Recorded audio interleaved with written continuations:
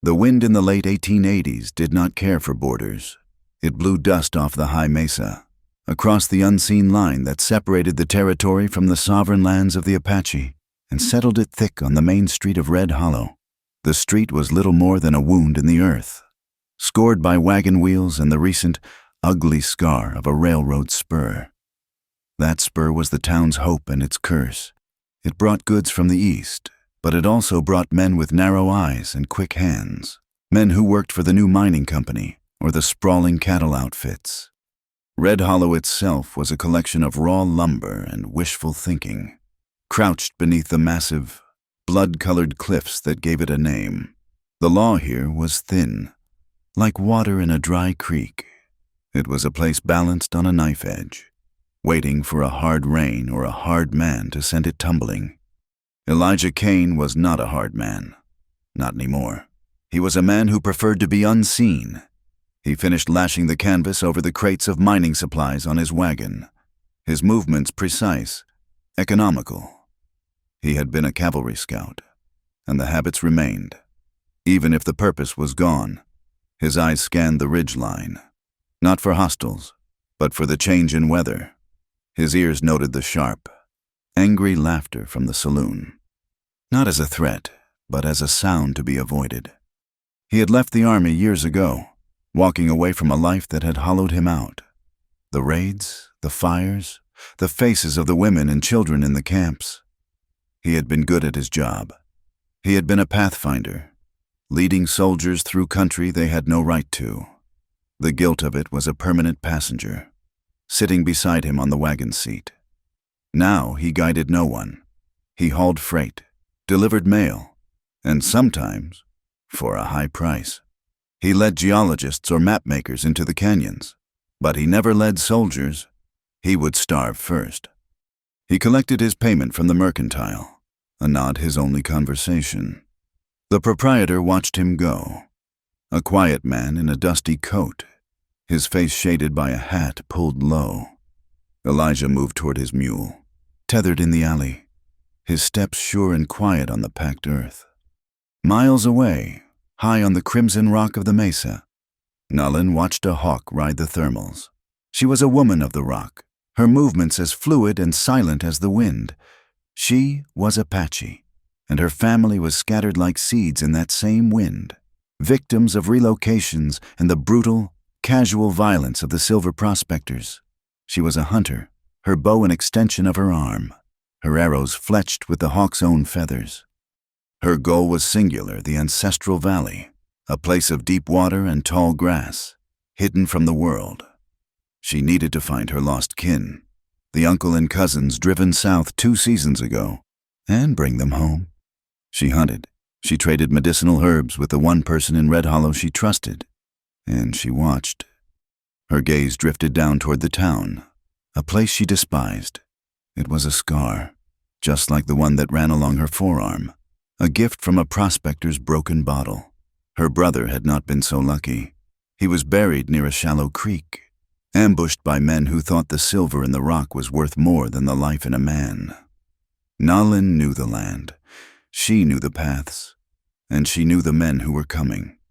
The shadow lengthening over Red Hollow had a name, Beckett. He called himself Red Jack, a name he had earned not through blood, but through the color of the dust on his company's flawed land deeds. He ran a mining operation that was a poorly disguised front for a land grab. He had a coterie of gunmen, hard cases who drank his whiskey and enforced his will. Red Jack wanted the water, the lifeblood of the desert, and he planned to take it, first with paper, and then, inevitably, with lead. The town was a nervous animal, unsure which way to bolt. It had a core of people who were just trying to build a life. There was the new pastor, a young man from the East whose sermons about grace felt thin against the reality of the frontier. There was Mrs. Gable, the widow who ran the boarding house with a firm hand and a sad smile. And there was her husband, Sheriff Gable, an old man who wore his badge like a burden. He was caught between the new money of the mining company and the old, brittle laws of the territory. He was, Elijah thought, a man who had been dozing on his porch for too long and was afraid of what he would see if he fully woke up. Then there was Dr. Maria Santos. She was a woman of sharp intellect and mixed heritage, her mother from Mexico, her father a trader from St. Louis. She tended to the miners' crushed limbs, the ranchers' fevers, and the quiet, desperate illnesses of the Apache who came to her in secret. She was, perhaps, the only person in Red Hollow who truly saw the whole picture. Elijah was heading out of town, his mule trailing behind, when he saw the small wagon at the side of the trail. One of its wheels was splintered. A spoke cracked clean through. Dr. Maria Santos stood beside it, her face smudged with axle grease, her frustration a visible thing in the hot air. A few of Red Jack's men were lounging on the saloon porch not 20 yards away, watching her struggle. They offered no help, only quiet, jeering comments that the wind carried away. Elijah stopped. His first instinct, the one honed by years of survival, was to keep walking. This was not his business. But he looked at the doctor, alone, and he looked at the leering men. He sighed, a quiet exhalation of dust and weariness. He led his mule off the path and walked toward the wagon. "Doctor," he said. His voice was rough from disuse. She looked up, surprise and then relief flashing in her dark eyes. "Mr. Kane, a bad turn of luck." "I see that," he said. He knelt, examining the wheel. The wood was old, the brake clean. "This will not hold for long." "I only need to get to the mission," she said. "I have medicines." Elijah nodded. He went to his mule and unstrapped a canvas tool roll and a coil of heavy rope. He did not speak again, but worked with a focused, quiet competence. He braced the broken spoke with a piece of wood from his own kit, his hands moving with a sureness that was almost hypnotic. To secure it, he used a complex knot, looping the rope with a speed and dexterity that spoke of long practice. From the deep shadow of an alleyway across the street, Naylin watched. She had been in town to trade herbs with the doctor. She was unseen, a ghost in the spaces between the buildings. She had seen Elijah Kane before, the quiet man who hauled freight. She had dismissed him as just another townsman. Now, she watched him work. She saw the way he stood, balanced, his eyes never staying still, constantly checking the street, the saloon porch, the skyline. It was the stance of a scout. It was the stance of the men who had hunted her people. A cold anger rose in her. But then she watched his hands. He was not binding a prisoner. He was mending a wheel. He was not shouting commands. He was serving. He finished the knot, a cavalry tie she recognized, a knot used for securing horses and loads quickly, a knot of efficiency and control. He pulled it tight, testing its strength. He rose and stepped back, his work done. "That will hold you to the mission," he said to Dr. Santos. "But you will need a new wheel before the rains." "Thank you, Mr. Kane," the doctor said, sincerity in her voice. She offered him a coin. Elijah looked at the coin in her hand, then at her face. He shook his head. "Good day, doctor." He packed his tools, coiled his remaining rope, and nodded. He led his mule down the path, disappearing into the dust kicked up by the evening wind. He had not once looked at the men on the saloon porch. Naylin stayed in the shadow long after he was gone. She had seen a man who moved like a soldier, but who did not act like one. He had the skills of an enemy, but he had used them to help. This was a contradiction. The world she knew was one of clear lines, hunter and hunted, Apache and white, life and death. This man, Elijah Kane, was something in between. He was a puzzle, and in her experience, puzzles in this land were often just another word for danger. The sun dipped below the horizon, and the red cliffs looked like they were bleeding. The wind grew colder, carrying the first faint smell of ozone and distant water. The rains were coming. The silence of the ancestral spring was wrong. Naylin knelt on the damp earth, not by a gurgling pool, but by a trough of cracked mud. The trickle that remained was foul, tainted with the smell of sulfur and stale horses. This water was life. It was the heart of the valley her family was fighting to return to, and it had been stolen. Her anger was a cold, sharp stone in her chest. She rose, not in a rush, but with the deliberate grace of a predator. She began to read the story left in the dirt. Heavy boots, not moccasins, shod horses, at least 3. Standing for some time, they had not been gentle. A long, deep trench was cut into the bank, diverting the main flow, sending her water, her life, north toward the ugly gash in the mesa, the place the white men called the Red Hollow Mine. She moved through the pinon and juniper, following the scar. It did not take long to find them. 3 men, loud in the quiet of the morning. Their voices an insult. They were setting up instruments on tripods, shouting numbers to each other. Surveyors, tools of the thieves. Naylin set an arrow to her bowstring. This would be a warning, a message. She did not aim for flesh. She aimed for their arrogance. She drew the string back to her cheek, let her breath out, and released. The arrow flew true, a whisper that ended with a solid thunk.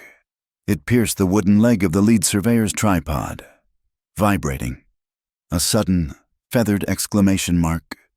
The men yelled, fumbling for their pistols, their eyes wide and panicked as they scanned the rocks. "Apache, it's an ambush!" "Hold your fire."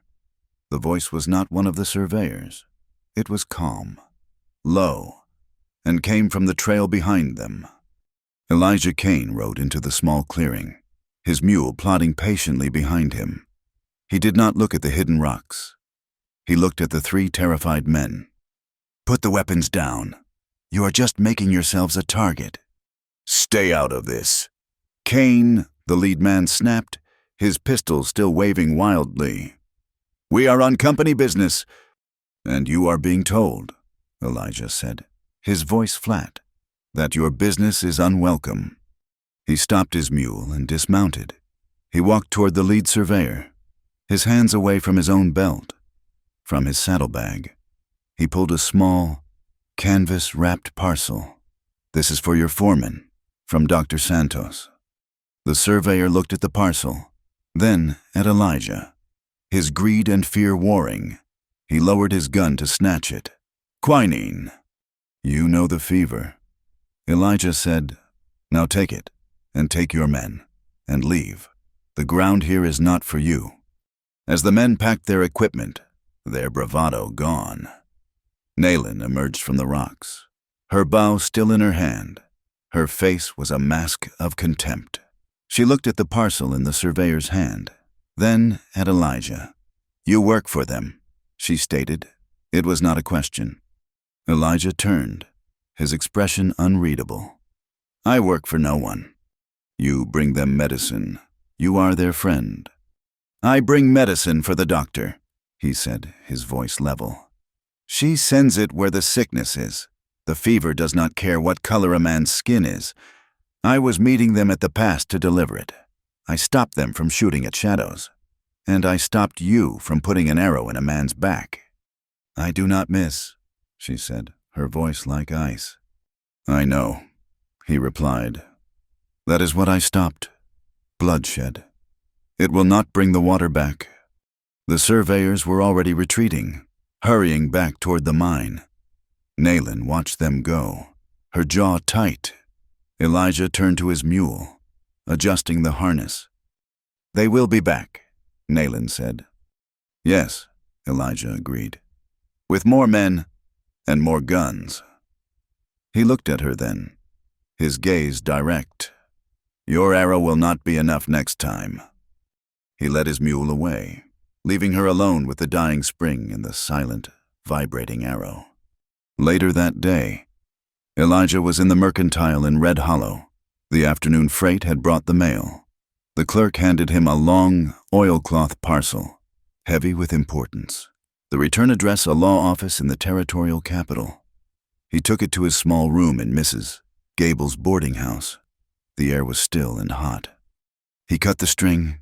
Inside were 2 documents, One was a new survey map of the Red Hollow territory. The other was a contract. He unrolled it. The language was dense, full of legal terms, but the meaning was clear. It granted the Red Hollow Mining Company full and exclusive rights to the primary watershed of the Red Mesa, including all tributaries and sources. He scanned down, and he saw it, the signature of Sheriff Gable. It looked legitimate, but beneath it, embossed on the paper, was a seal. It was not the familiar eagle of the territory. It was a new design, sharp and angular. Bureau of Mineral Claims. He had never heard of it. A cold feeling, one he associated with a well-laid ambush, settled in his stomach. This paper was Beckett's. This paper was the legal theft of Nolan's Spring. He remembered his time as a scout, the maps he had helped draw, the lines that had displaced thousands. He remembered the blank, hopeless faces as they were moved off their land guaranteed to them by other pieces of paper, other seals. His past was a heavy weight, and it demanded an anchor in the present. He would not be a scout for this. He would find out what this seal meant. He would stand for something other than regret. As the resolve settled in him, the world shook. The glass in his window rattled, a deep, percussive thump rolling down from the mesa. It was not thunder.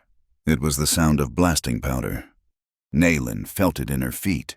The rock itself cried out. The mine. They were not just diverting the water. They were blowing the mountain apart. The rainy season was coming, and the mountain was unstable. This was a new, reckless danger, one that threatened not just the spring. In the gulch, a blast in the wrong place could send a wall of water and rock down into Red Hollow itself. Elijah found her at dusk, just outside town, where the rocks gave a clear view of the new, ugly smoke rising from the mine. He approached without stealth, his boots loud on the gravel. She did not turn. "They are waking the mountain," she said. "I know. I saw the paper." He stopped a few yards from her. "It is a lie, but it is a lie signed by the sheriff." She spat on the ground. "White paper is a disease. While you read it, my people are sick. The fever. That spring was the last clean water." He was still. "The fever," he repeated. He had known, but hearing it from her gave it a different, sharper edge. He looked at the mine, then at the town. He had made his choice when he'd read the contract, but now it was time to act on it. He unstrapped a second, identical box from his mule's pack. He had brought one for the mine foreman, one for Dr. Santos's own stores. "You said I stopped your warning," he said. "You were right." He walked forward and set the box on a flat rock between them. "I was bringing this back to the doctor. She will understand. It is quinine, for your people." Nayland's eyes snapped to the box, then to his face. Suspicion carved deep. "This is mine medicine, paid for by Beckett." "It is the doctor's medicine," Elijah said, his voice firm. "She sends it where it is needed. Beckett's coin does not change what is in the box. Take it." She stared at it, her pride warring with the image of her cousin's fevered child. Slowly, she reached out and put her hand on the canvas box. Her fingers were long and strong. "This does not make us allies. Scout," she whispered. "I am not asking for an alliance," he said. "I am just trying to balance a scale." She lifted the box. It was heavy. "Stay off the high rocks. Kane," she said, her voice low. "The path you have chosen. It is not for those who are hesitant." She turned to leave, vanishing into the purple shadows. Elijah watched her go.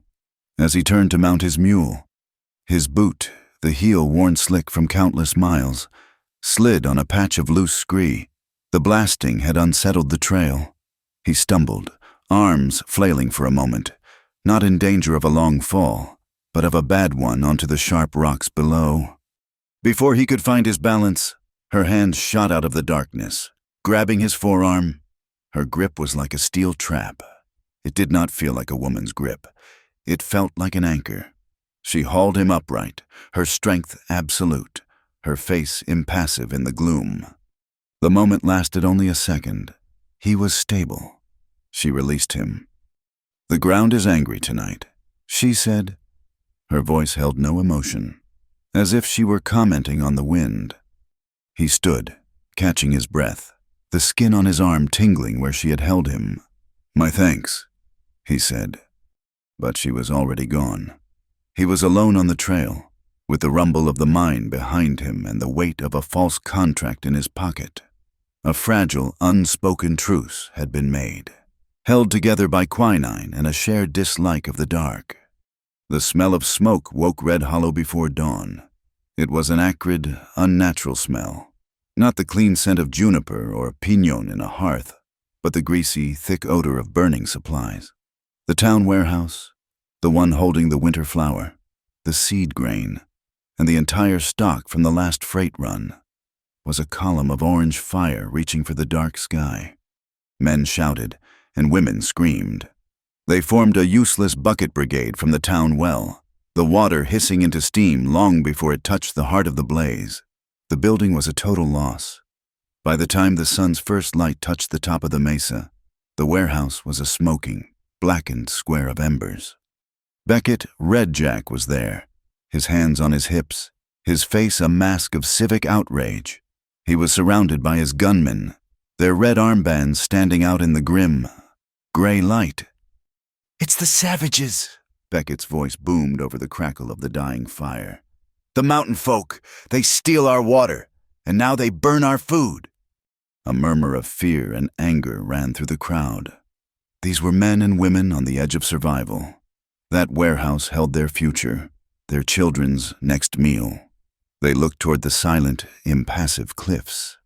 "We cannot stand for this," Beckett continued, playing the crowd like a skilled preacher. "The sheriff must act if he will not protect us. Then, by God, the Red Hollow Mining Company will—" Sheriff Gable stood apart, his face pale, his hands twisting the brim of his hat. He looked from Beckett to the ruins, and then to the ground. He said nothing.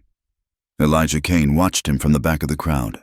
He saw the sheriff's eyes, and in them, he saw not a man of law, but a man trapped. Later, in the full, hot light of day, the embers still smoked. Dr. Maria Santos knelt by the foundation, her skirts hitched, her hands soot-stained. She was looking for any salvageable medical supplies. Elijah was sifting through the debris nearby, his face grim. "He is a fool," Maria said, her voice quiet and sharp. "But he is a dangerous fool. They will believe him." "They are scared," Elijah said, lifting a charred beam. "Scared men are easy to lead." "Scared, perhaps," she said. She held up a small, twisted piece of tin. "But not stupid. Look." She wiped the soot from the metal. "This is kerosene, but it is not the kind the mercantile sells. This is the high-grade oil, the kind they use for the big lamps at the mine, the kind they keep locked in their own shed." Elijah looked at the tin, then at her. He nodded. "Proof." "Proof for who?" she asked, her dark eyes flashing. "For the sheriff, he sees only what Beckett pays him to see." Elijah's hand, still buried in the ashes, closed around something. It was not hard like charcoal or metal. It was soft. He pulled his hand back slowly, keeping it closed. "Maybe," he said. "Maybe not." He walked away as the young pastor arrived, the man wringing his hands and offering prayers that sounded hollow against the raw smell of the ruin. Elijah waited until he was in the alley behind the mercantile before he opened his hand. On his palm lay a small, sodden scrap of fabric. It was wool, dyed a deep, unmistakable red, the color of the armbands Beckett's men wore. He had seen one of them tear his sleeve on a nail by this very alley yesterday. He folded the scrap into his pocket, next to the folded, fraudulent water contract. One lie to burn the town, one lie to drown it. The pressure in Red Hollow built like the clouds over the mesa. The town was splitting down the middle. Saloon talk turned to vigilante justice. Men who had been neighbors for a year now looked at each other with suspicion. Misses. Gable's boarding house was quiet. The miners who stayed there suddenly flush, buying rounds of whiskey and talking loudly about the Indian problem. Elijah sat on the porch, watching, when the sheriff walked past, his head down. A moment later, one of Beckett's foremen followed, a man with a broken nose and a red armband. The foreman accidentally dropped a thick envelope at the sheriff's feet. Gable stopped, his back rigid. He bent, slowly, picked up the envelope, and slid it into his coat pocket without a word, before walking faster toward his office. The pastor called a town meeting in the shell of the burned warehouse. He spoke of forgiveness, of turning the other cheek. His words were met with angry silence. When he finished, Beckett stood up. "Forgiveness is fine, Pastor," Beckett said, his voice smooth. "But forgiveness does not fill a child's belly. Action, that is what we need. And I pledge to double the mines patrols to keep this town safe." It was a threat and a promise, all in one. He was making himself the town's savior, and the town was too broken to refuse. Elijah slipped away. He had the contract, the red cloth, and the knowledge of the kerosene. But Maria was right. It was proof for no one. He needed something more. He needed something Beckett could not deny. He found Nolan at the place where the stolen water sank into the poisoned earth. She was not hunting. She was standing by the empty channel, and her stillness was more dangerous than any arrow. "Your town is burning," she said as he approached. "It was not your people," he said. She turned. Her eyes narrowed. "You know this?" "I know it." He showed her the red cloth. "And this, and the mine's kerosene was used." A flicker of something not surprise. Just confirmation passed over her face. "So, you have your proof, your white paper. Now what, Scout? Will you show it to your sheriff?" Her words were sharp, and they found their mark. "The sheriff took a bribe this afternoon," Elijah said, his voice flat. "He is lost." "Then we are done with words," Nayland said. She turned and began to walk toward the high ground. "Tonight, I will burn his machines. Tomorrow, his barracks. He wants a war. He will have one from the shadows." "No." Elijah's voice was sharp, and it stopped her. "You do that, and you prove him right. You will be the savage. He will call in the army. He wants you to fight. It is the excuse he needs to wipe you out and take this land for good." "And you would have me do nothing," she hissed, turning on him. "You would have me watch as my water dies, as my name is blackened with smoke. With your soldier's eyes, you will tell me to be patient." "I will tell you to be smart," he countered, stepping closer. The air between them was electric, a different kind of storm.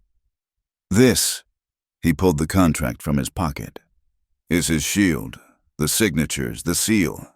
It is all a lie, but it is a strong lie. If we burn his machines, we are criminals.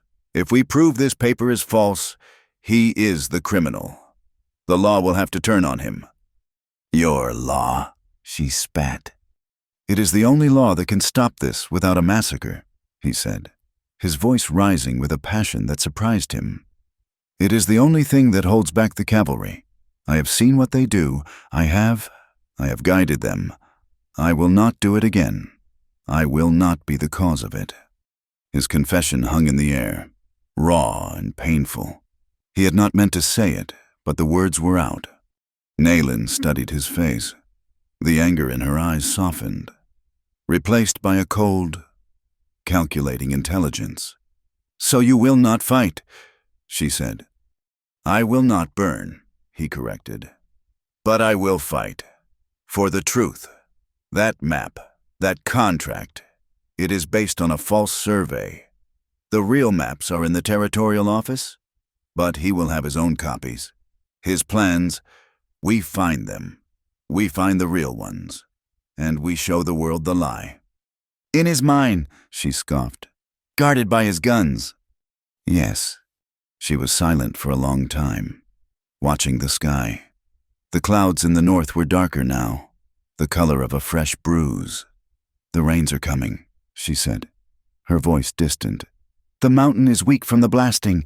If they hit the wrong artery, the flood will not wait for your truth." "I know," he said. "That is why we must be fast." She looked at him, a hard, appraising look. "How fast, Cain?" "Give me 3 days," he said, the words coming out before he had fully formed them. 3 days, you and me. We find the proof. We find his real plans. If we find nothing, then I will not stand in your way." Nalin held his gaze. This was a man who had hunted her people, now asking her to trust him. This was a man who understood maps and lies. A man who moved like a soldier, but who spoke, for a moment, with the pain of a man. 3 days, she said, the words sharp. "But not in your town, on the mesa, in my land, and you will walk as I tell you. You will make no sound. You will forget your cavalry ways." Elijah nodded, a strange, grim relief washing over him. "I will follow." "We go now," she said, turning away from the town. "We look for the snake's den." He followed her as she began to climb, her movements effortless, blending into the rock and shadow. He, the former army scout, the pathfinder, was now the student. She stopped once, pointing to his feet. "You walk on your heels," she said, loud, like a white man. "It tells the rock you are coming. Walk on the ball of your foot. Be part of the ground, not an enemy to it." He tried, his movements feeling clumsy and loud beside her. They climbed higher, the town shrinking below, the wind colder, cleaner. The great dark mass of clouds to the north had grown, swallowing the peaks.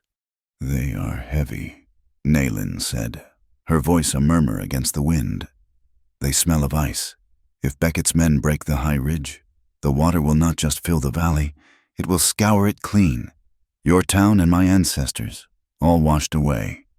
They reached a ledge and stopped. The entire basin lay below them, a map of shadow and dust. 3 days, Cain, Nalin said, her voice flat, without promise. "If we do not have the proof, we go our separate ways." Elijah looked at the coming storm, then at the woman beside him. He saw no fear in her, only a terrible, patient resolve. He had made a bargain. He could only hope he could keep it. 3 days, he said. The land was a map of Beckett's lies. Nalin moved over it like a shadow, with Elijah trailing, his heavier boots a constant, dull percussion. She was slowly training him to silence. They found the new survey stakes driven deep into the earth, each one a fresh wound. They were marked with symbols Elijah recognized from his army days, but they were wrong. Deliberately shifted to claim the high ground and the watershed. "He is not just taking the spring," Elijah murmured, kneeling by a stake. He pulled his notebook and a piece of charcoal from his pack. "He is redrawing the whole valley. Look, this marker claims this ridge as the boundary. The real boundary is 1/2 mile east. He is claiming the high ground, the place where the rain gathers." He began to sketch, his hand moving with the practiced certainty of a cartographer. He drew the true line of the canyon, the one he had memorized from old territorial maps. And then, in heavier strokes, the false line Beckett's stakes had created. The space between the two lines was a massive, stolen swath of land, and it contained the headwaters of every creek in the basin. "Paper," Nalin said, her voice flat. "More white man's paper.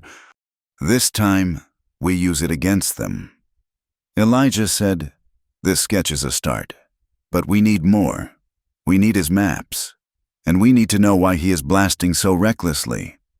They needed allies, and they needed information they could not get from the rock itself.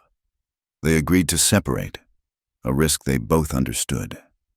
Elijah would go back to the town, to Dr. Maria.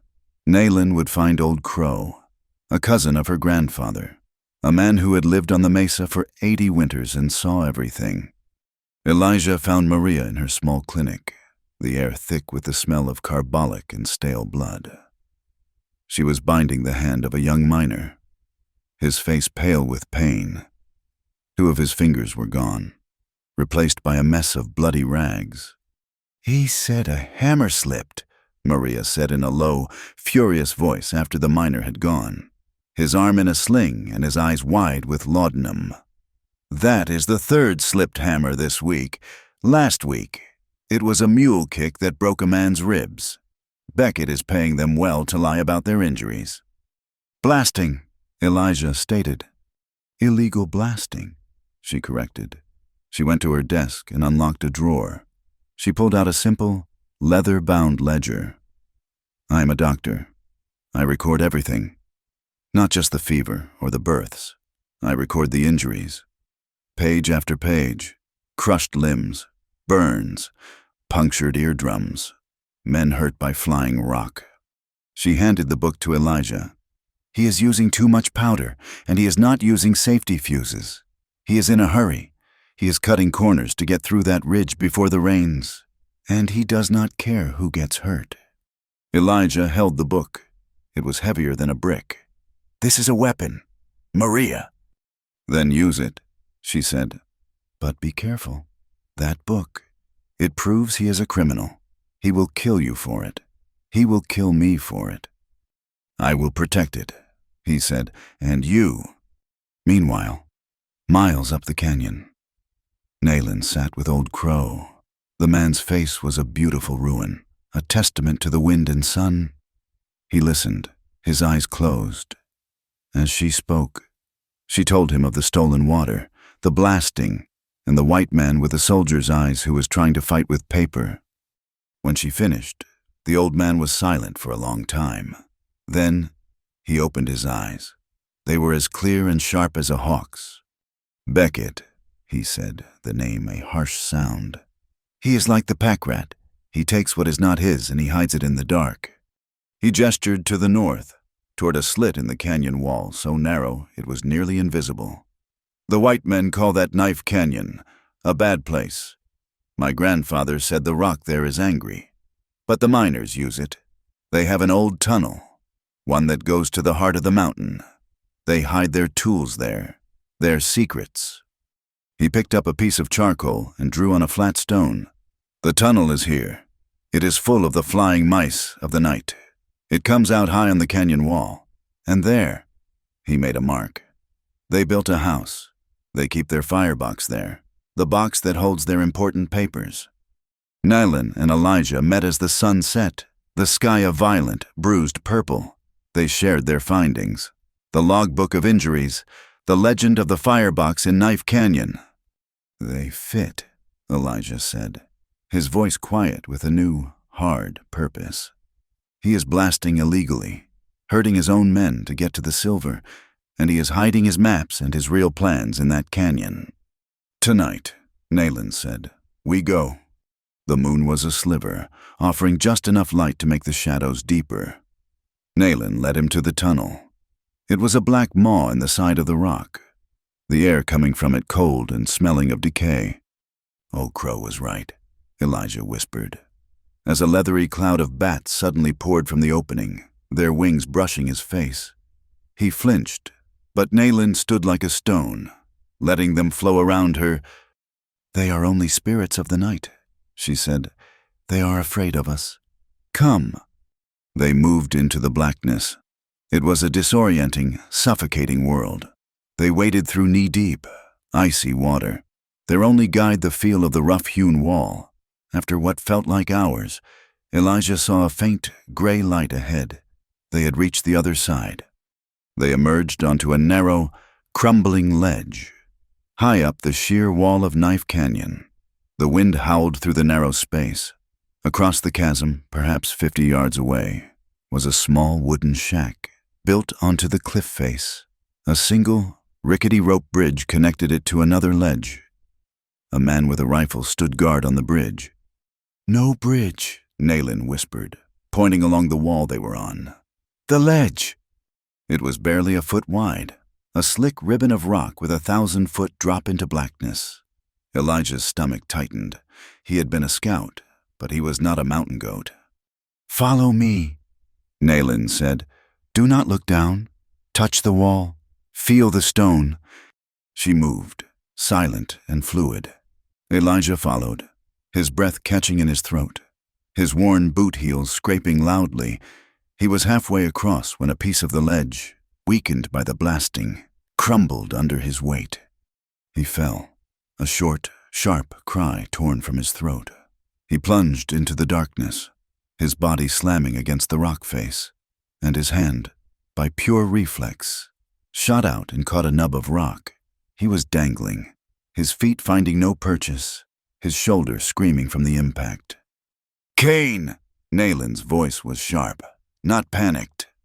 "I am here," he grunted, his fingers slipping. "I am stuck." He saw her above him, a silhouette against the sliver of sky. She was working, her movements economical and precise. She anchored her rope to a solid outcrop, her hands a blur of motion. She did not waste time with complex knots. She used simple, strong loops, ones she could tie in seconds. She tossed the end of the rope down. It landed on his shoulder. "Take it," she commanded. He let go with his bleeding hand and grabbed the rope, wrapping it around his wrist. "I have it." "Hold," she said. She did not pull him up. She braced herself and held, becoming an anchor, allowing him to find his footing, to use his legs to walk up the cliff face as she took in the slack. It was not a dramatic rescue. It was efficient, practical, and it was the deepest gesture of trust he had ever known. He collapsed onto the ledge beside her, his body trembling, his arm on fire. "Thank you," he breathed. "You are heavy," she said, her voice completely flat as she coiled her rope. But he saw the faint tremble in her hands. They made it to the shack. The lock was new, but the door jamb was old. Elijah put his sore shoulder to it and shoved. The wood splintered. They were inside. It was an engineer's office. Maps were pinned to the walls. Crates of blasting powder were stacked in a corner. And in the center, a large, metal firebox. It was unlocked. Beckett was arrogant. He trusted his gunmen, not his locks. Elijah opened the lid. More papers, payroll ledgers, supply invoices, and then he found it. A rolled, oilcloth map. He spread it on the desk. "This is it," he whispered. It was a hydrological survey, a map of the water under the ground. It was marked with red ink, showing the path of a massive underground aquifer. And right at the top of the basin, a circle labeled primary charge, ridge blast. Beckett was not just mining. He was trying to use a massive, illegal blast to divert the underground aquifer, to bring it to the surface and channel it straight to his mine, robbing every other well and spring in the territory. "This is why the blasting," Elijah said. "He is trying to break the mountain, and God." He traced a line on the map. "This engineer, Alistair Finch, he died.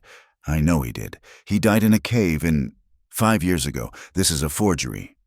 "Cain!" Nayland's voice was a hiss. A shout from outside. "In the office! Get them!" They had been seen. A horn blew, echoing up the canyon. Men with rifles appeared on the rim above them, tiny figures against the sky.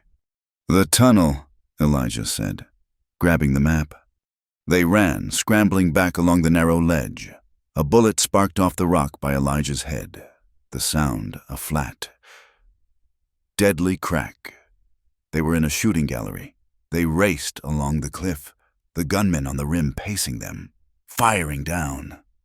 "This way!" Elijah yelled. He pulled Nayland off the main ledge, down a steep scramble of loose rock into a patch of soft clay by a seep. "It is a dead end," she hissed, drawing her knife. "No," he said. "It is a trap. For them." He pushed off, moving back onto the hard rock, leaving a perfect, clear set of tracks in the mud. He grabbed her hand and pulled her up, running silently along the stone, and then down a different, hidden crevice. "They will follow the easy trail," he whispered, his old scout's instincts taking over. They hid in the darkness of a shallow cave as they heard the gunmen clatter past, yelling to each other. "They went this way down in the mud." Silence. They waited, their hearts pounding in unison, until the sound of the pursuit faded. As the first sick light of dawn touched the sky, they made it back to their hidden camp. Elijah slumped against the rock, his arm a sheet of fire. The sleeve of his shirt was soaked. A bullet had not just grazed him. It had torn a long, deep gash from his elbow to his wrist. "It needs stitches," Nayland said, her voice tight. She pulled a wicked-looking bone needle and a length of dried gut from her pack. He sat, biting his lip. As she worked, her touch was not gentle, but it was incredibly precise. She closed the wound with a series of small, tight knots, her face a mask of concentration. The pain was a sharp, clean thing, but it was the proximity to her, the smell of her skin and the focus in her dark eyes, that made his pulse hammer. Later that day, Dr. Maria found them in a hidden arroyo, her face etched with worry. She carried her medical bag. "I heard the shooting," she said. "The whole mine is on lockdown." She examined Elijah's arm, her touch professional. "Her stitching is good, but this will get infected. The gut is not clean." She cleaned the wound with carbolic, the sting making Elijah hiss. "You are running out of time," she said. "They are hiring more gunmen in town. They say you are a traitor, Elijah, that you are working with the Apache to burn the town." The three of them stood in the thin morning light. Elijah, pale and wounded, holding the stolen map.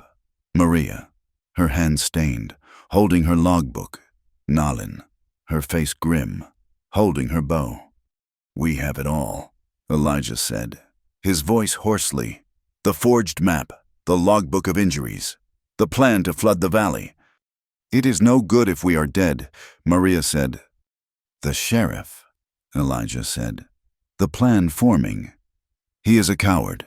He will not act for one of us, but he is terrified of the town, of a riot." "The market day," Maria said, her eyes lighting up. "Tomorrow. Everyone will be there." "We bring it all," Elijah said. "We do not go to the sheriff. We go to the people. We show them the map. We show them your logbook. We show them that Beckett is not just stealing Apache water. He is planning to flood Red Hollow. We make the sheriff choose, in front of everyone." Nalin had been quiet, watching Elijah. He had not cried out. He had not complained. He had bled, on her land, for her truth.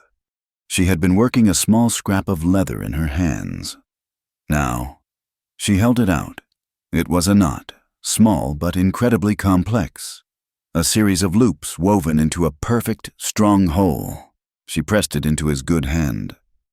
"My grandfather taught me this," she said, her voice so low he barely heard it. "It is a joining knot. He said, what is bound by will cannot be broken by fear." Elijah closed his hand around the small, warm knot. He looked from the knot to her face. He saw the trust, earned in darkness and in blood. The 3 days were over, but they were not going their separate ways. "Thank you," he said.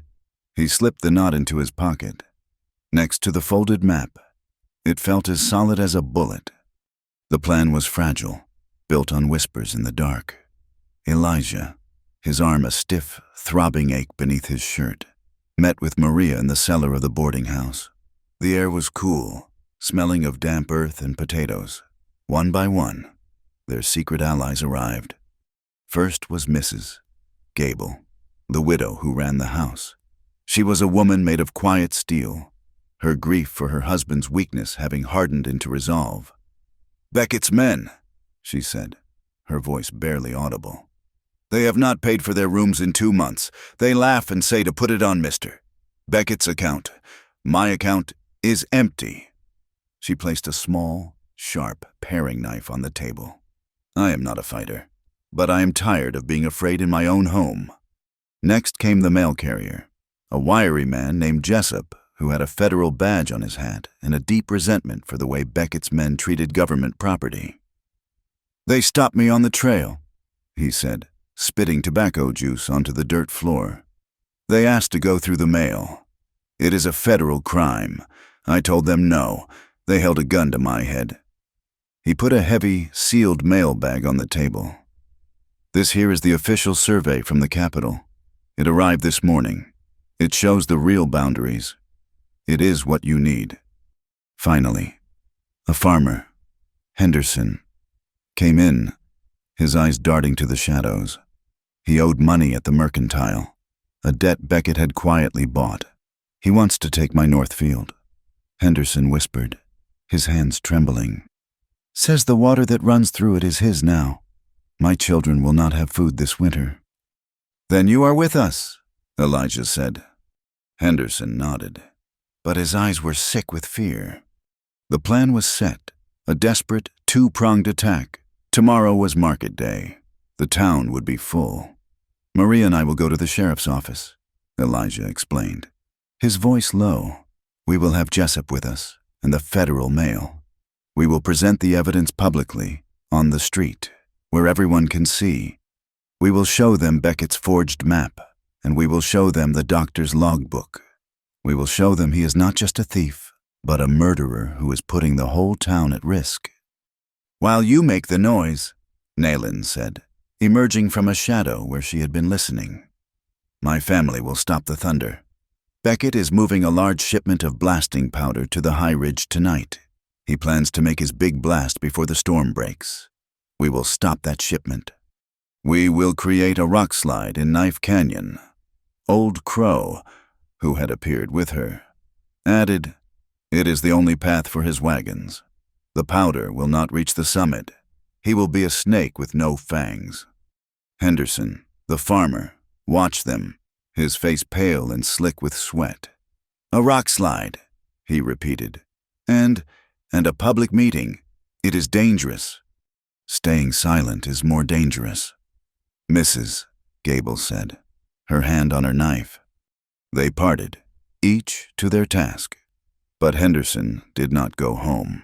He went to the saloon, his steps quick and nervous. He found Beckett's foreman, the man with the red armband, and pulled him into the alley. I know their plan, Henderson whispered, his voice cracking. I heard it all. My debt. You tell Beckett my debt is clear. The foreman's smile was a gap-toothed shadow. The boss always pays his debts. Farmer, talk. The trap was set in the narrowest part of Knife Canyon. Nayland, Old Crow, and her young cousin, a boy of 16 summers named 10, were moving into position. They had chosen their spot, a high ledge where a few simple charges could send 1,000 tons of rock down onto the trail. Nayland moved with her usual, silent grace, but something felt wrong. The air was too still. They are coming, 10 whispered, his hand on the bow Nayland had made for him. No, Nayland said, her head lifting, sniffing the air. I smell kerosene and a new rope. It was too late. 10's foot, stepping onto a patch of seemingly solid ground, snagged a thin, taut wire. A sharp click echoed from the rocks above. A fuse, fast burning and bright, snaked down the cliff face toward a crate of dynamite. Back! Nayland screamed, shoving her cousin. Move! She did not run. She sprang toward the fuse, her knife flashing from her belt. The fuse was spitting sparks. Just inches from the detonator cap. She sliced, not at the fuse, but at the rope, her blade cutting through the heavy cord in a single, desperate hack. The rope went slack. The fuse, still burning, fell harmlessly into the dust, hissing itself out. 10 was safe, but the sound had alerted them. Up there, a voice bellowed. Beckett's men were not on the trail. They had been waiting. They were above them, on the rim. A net, heavy and wet, dropped from the sky. Old Crow threw himself clear, rolling into a crevice. Nayland dodged. But 10, his eyes wide with his first real taste of fear, was too slow. The net enveloped him, pinning his arms, and he was jerked off his feet. We have one of them, a man shouted. The girl and the old one got away. Beckett will want this one alive. Nalin watched from the rocks, her heart a cold stone. They dragged 10, struggling, down the trail. Her cousin, her blood. And they had known where to be. Her first thought was a white-hot spike of rage, betrayal. Elijah was in his room, checking the load in his revolver. The forged map and Maria's logbook tucked inside his coat. This was it, the morning of the market. The town was already filling with ranchers and farmers. He felt a grim, cold resolve. This was the day he paid his dues. The door to his room opened without a knock. Nayland stood there. Her face was not the one he knew. The calm, patient intelligence was gone, replaced by a mask of pure, glacial fury. Her eyes were black with it. "He is gone," she said, her voice a low rasp. "Who are you talking about?" 10, my cousin, Beckett has him. They knew, Kane. They were waiting for us. They set a trap." She took a step into the room, her hand on her knife. "How did they know only we knew? Only your white friends? Only you?" The accusation hit him like a physical blow. "Nalin, no, You planted someone," she hissed, the words like poison. "Your farmer. He was too afraid. Or was it you trade your proof for my cousin's life?" He was hurt, a deep, sharp pain that cut through the ache in his arm. He was hurt that she could think it, and hurt more that he understood why she thought it. His whole life, his whole past, made him a liar in her eyes. "I did not," he said, his voice flat. "But that does not matter. They have him. And you have your plan," she said, her lip curling. "Your public meeting, your papers, your words." Before he could answer, the door was blocked by a new figure, Sheriff Gable. He was flanked by 2 deputies, his face pale and sweating. "Kane," Gable said, his hand on his gun. I need to talk to you. In my office. There is talk. Beckett says you are a traitor, that you are inciting a riot." Elijah looked at the sheriff's terrified eyes. He looked at Nalin's face, a portrait of broken trust and rage. His grand plan, his public spectacle of truth was crumbling. The farmer had betrayed them. Nalin's operation had failed. Beckett held all the cards. A low, distant rumble shook the glass in the window. The first thunder, it was not a crack. It was a groan, deep in the bones of the earth. "The flood," Nayland whispered, her eyes turning to the window. "Old Crow said the flood has never been kind to the arrogant." The words, the thunder, the sheriff's fear. It all clicked. Elijah saw his opening. It was not the one he wanted, but it was the only one left. "Not in your office, Sheriff," Elijah said. He walked past Gable, out into the hall, and down into the empty boarding house kitchen. Nayland followed him, her face a mask. Gable, flustered, followed them. "Here, now." Elijah threw the stolen hydrological map onto the thick butcher block table. He slammed Maria's logbook down beside it. "There," he said, his voice a low command. "There is Beckett's plan. He is not just stealing water. Sheriff, he is building a bomb. He is going to break the high ridge." He pointed to the map. "He is going to flood this entire valley. He thinks he can control it. He thinks he can channel it to his mind. But you and I—" He stabbed a finger at the map. "We know what a flash flood in this canyon looks like. He will wipe Red Hollow off the face of the earth. He will kill us all." Gable stared at the map, his mouth open. This cannot be." "It is," Elijah said. "And here," he opened the logbook, "is the proof, page after page of the men he has crippled doing it, men whose injuries you never investigated. And here," a new voice said. Jessup, the mail carrier, stepped in, holding his official, sealed mailbag. "Here is the federal survey map, showing he is a liar and a land thief. And this," he pulled a paper from his hat, "is a federal warrant for his arrest. For impeding the United States mail. I just needed a reason to serve it. The sheriff looked from the map to the warrant. He was trapped.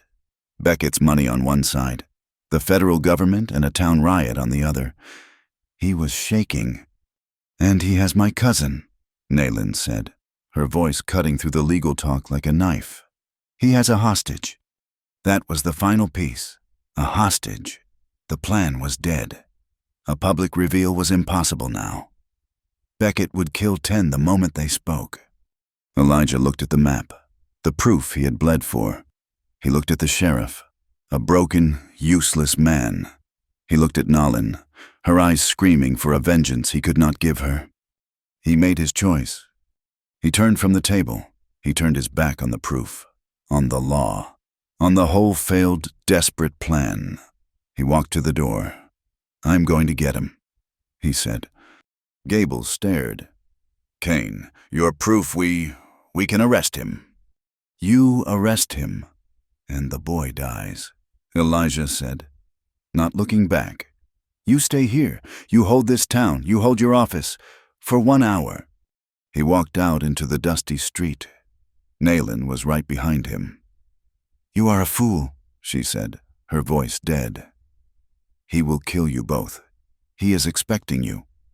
"Yes," Elijah said, walking toward the livery, his stride long and purposeful. "But he is not expecting me. He is expecting a soldier. He is expecting a fight." They rode hard for Knife Canyon. They found the camp easily. 10 was tied to a wagon wheel, a guard with a rifle sitting 10 feet away, and near him, stacked like cordwood, was the entire shipment of blasting powder, dozens of crates. "He is guarding the powder, not the boy," Elijah whispered, his eyes gleaming with a strange, cold light. "He cares more about the explosion than the life." "How?" Nayland said, her bowstring tight. "I cannot get a clean shot." "Do not," Elijah said. "Get to 10. Be ready. When the guard moves, cut him free. I will make him move." "How?" she asked again. "He thinks I came for the boy," Elijah said, slipping his knife from his boot. "He is wrong. I came for his leverage." He did not circle. He did not use stealth. He stood up and walked, bold as brass, into the center of the camp, his hands empty and raised. "Kane!" the guard yelled, leveling his rifle. "Stop right there!" "I am here to negotiate," Elijah called out, his voice calm. He kept walking, not toward the guard, not toward 10, but straight toward the massive stack of blasting powder. "I said stop!" the guard shrieked, his finger tightening on the trigger. "Go ahead," Elijah said, stopping 10 feet from the crates. "Shoot me. A stray spark. This close to that much powder, you will not even hear the boom." The guard's eyes widened. He licked his lips. He knew, as all miners knew, how unstable the powder was. Elijah took another step. He put his good hand on the nearest crate. "I am here," he said, his voice loud and clear, "to discuss the terms of surrender, starting with this." With a sudden, violent movement, he jammed his knife into the lid of the crate and pried. The wood splintered. The guard screamed, "No, you are crazy. Get away from there." "Get Beckett," Elijah commanded, his knife prying at the lid. "Now, or I will send you all to hell in one big red flash." Nalin, hidden in the rocks, watched. Her heart stopped. He was insane. He was prying open a crate of dynamite, surrounded by dozens more, with a steel knife. He was risking an explosion that would vaporize the entire canyon. And he was doing it for 10. He had abandoned his precious proof, his legal fight, his moral high ground. He was standing in the fire, holding a match, to save her blood. The guard was paralyzed, his rifle shaking, aimed at Elijah but afraid to shoot. He was shuffling, his eyes fixed on the splintering crate, his mind on the cataclysm. He had forgotten the boy. That was her moment. Nalin slid from the rocks, a ghost in the midday sun. She was behind the guard, her knife at his throat, before he could even blink. "Drop it," she whispered. He did. At the same moment, Elijah ripped the lid off the crate. He reached inside and pulled out a single yellow stick of dynamite. He held it up. "Tell Beckett," he said, "the negotiations have begun." He looked past the terrified guard, his eyes finding Nolan's as she cut 10 free. He saw her face, the doubt, the anger, the suspicion. It was all gone. In its place was something he had only seen once before. In the dark, on the ledge, trust, absolute and bright. It was worth more than all the maps in the world. The standoff in Knife Canyon broke, not with a bang, but with a roar. As Nayland shoved 10 toward the cover of the rocks, and Elijah stepped back from the open crate of dynamite, the sky tore open. It was not a drizzle. It was a solid, vertical sheet of water, as if a celestial ocean had tipped its edge. The first thunderclap was not a distant rumble. It was a violent, splitting crack directly overhead, echoing off the canyon walls as a physical blow. "Now!" Elijah yelled over the sudden, deafening cascade. Nalin did not need telling. She shoved the terrified guard toward the stacks of powder. "Stay with your poison!" she spat. She grabbed Ten's arm, and the 3 of them sprinted for the trail, disappearing into the blinding, gray curtain of the downpour. The remaining guards, caught between the madman who had been toying with their doom and the sudden, furious deluge, chose to take cover. The blast, for the moment, had been averted. They ran, not toward the town, but upward, following the high ancient paths Nalin knew as well as her own hand. The water was immediate. The dry arroyos, moments ago just sand and rock, were already brown, churning rivers. The sound was a constant, deep-throated growl, a combination of moving water and grinding stones.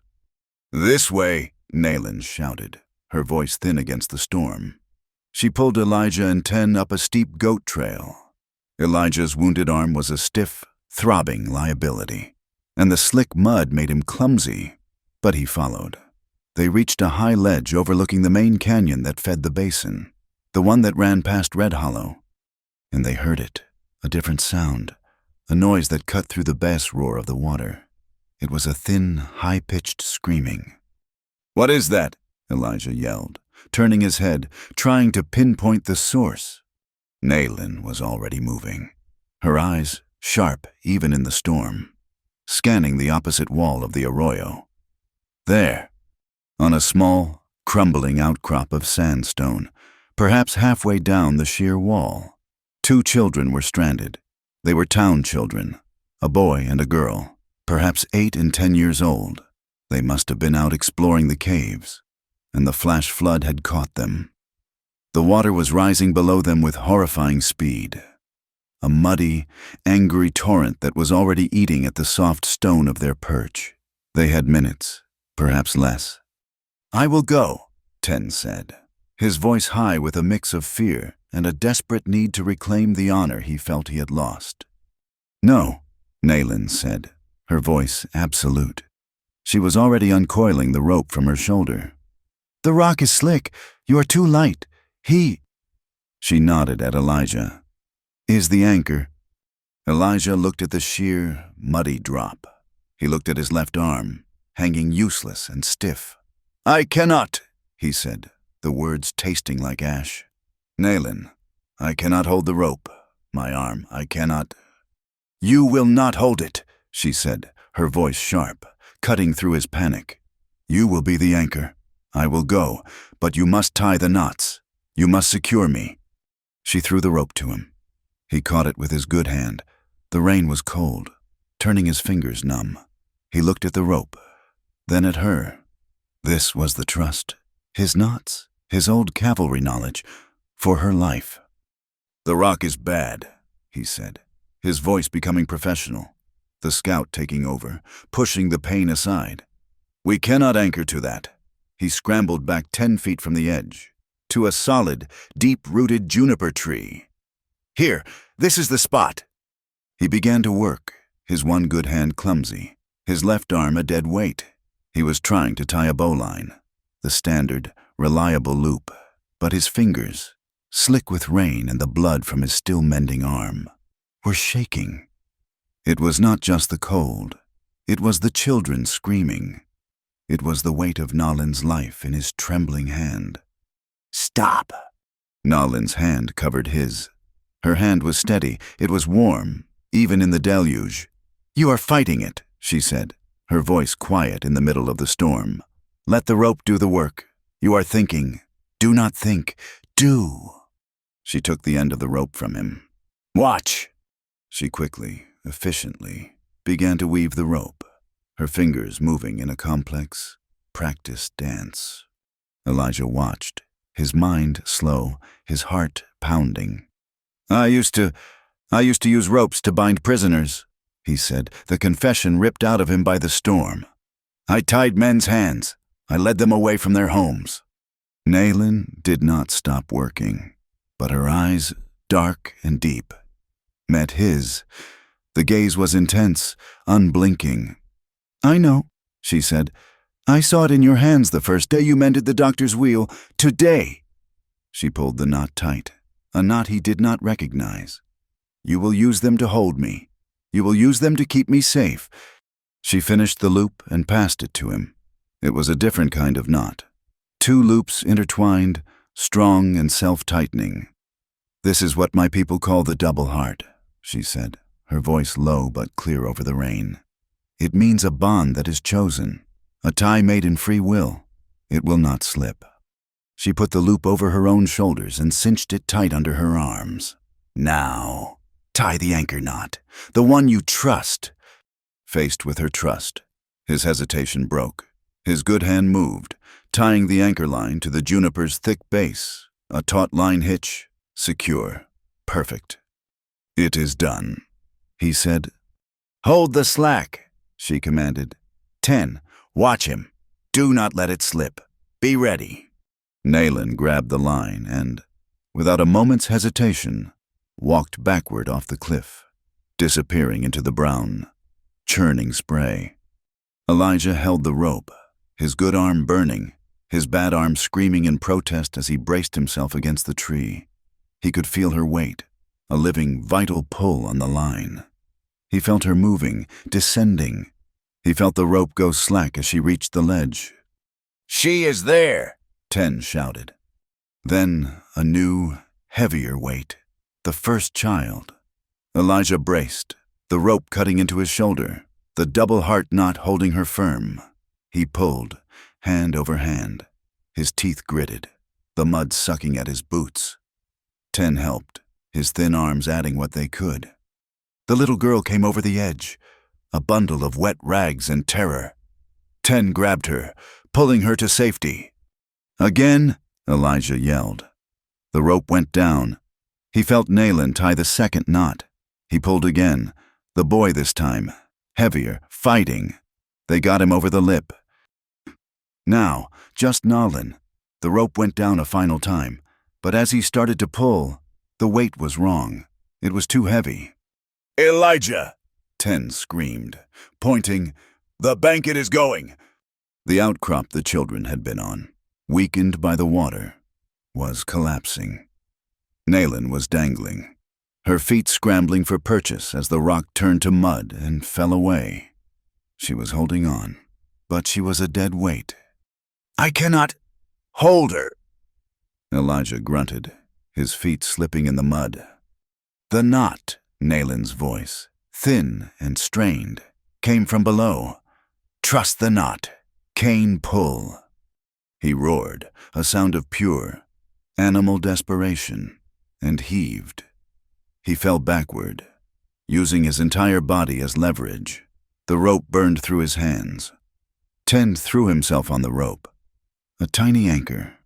Nalin's head appeared over the edge, her face slick with mud, her eyes wide. She scrambled, found purchase, and rolled onto the ledge, collapsing in a heap, her chest heaving. For a second, no one moved.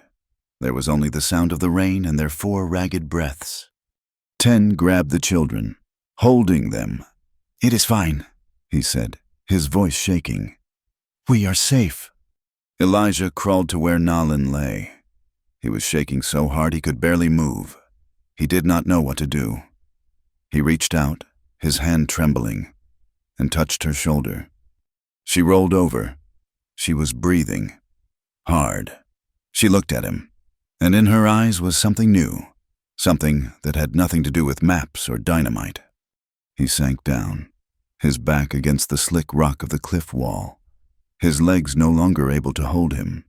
She pushed herself up and sat beside him. They were inches apart, shoulders touching. They did not speak. There were no words for what had just happened. He was breathing hard. She was breathing hard. He was covered in mud and blood. She was covered in mud and spray. He turned his head. She turned hers. Their foreheads were only a foot apart. He saw a drop of rain hanging from her eyelash. Slowly, he lifted his good hand, the one that had held the rope. He did not touch her face. He just held it, palm up. After a long moment, she lifted her own hand and placed it in his. Her palm was rough, strong. His was bleeding. He closed his fingers around hers, a grip that was not about passion. "After," he whispered. His eyes closed. "After this." "After," she agreed. The moment was shattered. A sound, different from the thunder, ripped through the air. A deep, heavy boom. It was not the sharp crack of lightning. It was the dull, gut-punching sound of 1,000 pounds of powder. Nalin's head snapped up, her hand pulling from his. "No!" They looked north, toward the high ridge. A new, grotesque plume of black smoke was rising, even in the rain. "Beckett," Elijah said, the name a curse. He had a secondary charge. He was waiting. As they watched, the roar of the water changed. It deepened, losing its high-pitched splashing, becoming a bass, grinding vibration they felt in their teeth. The ground itself was trembling. "He did it," Nalin whispered, her face pale beneath the mud. "He broke the ridge. He hit the aquifer." A new wall of water, black and heavy, appeared at the head of the canyon. It was not a flood. It was a moving mountain, and it was aimed directly at the heart of the basin. "A red hollow," Elijah said, scrambling to his feet. Nalin was already on her feet, pulling 10 and the children up. "The town is lost. He has turned the river. He has killed them all." "No," Elijah said, his mind racing. "Not yet. The water's fast, but the canyon has one turn. It will give them minutes, 10 minutes. "What can we do?" Nalin asked, her voice hard. He saw it. The two paths. "We split," he said, his voice the old, curt command of a scout. "I go to the town. I ring the bell. I get them to high ground. The church, the hill behind it." "And I?"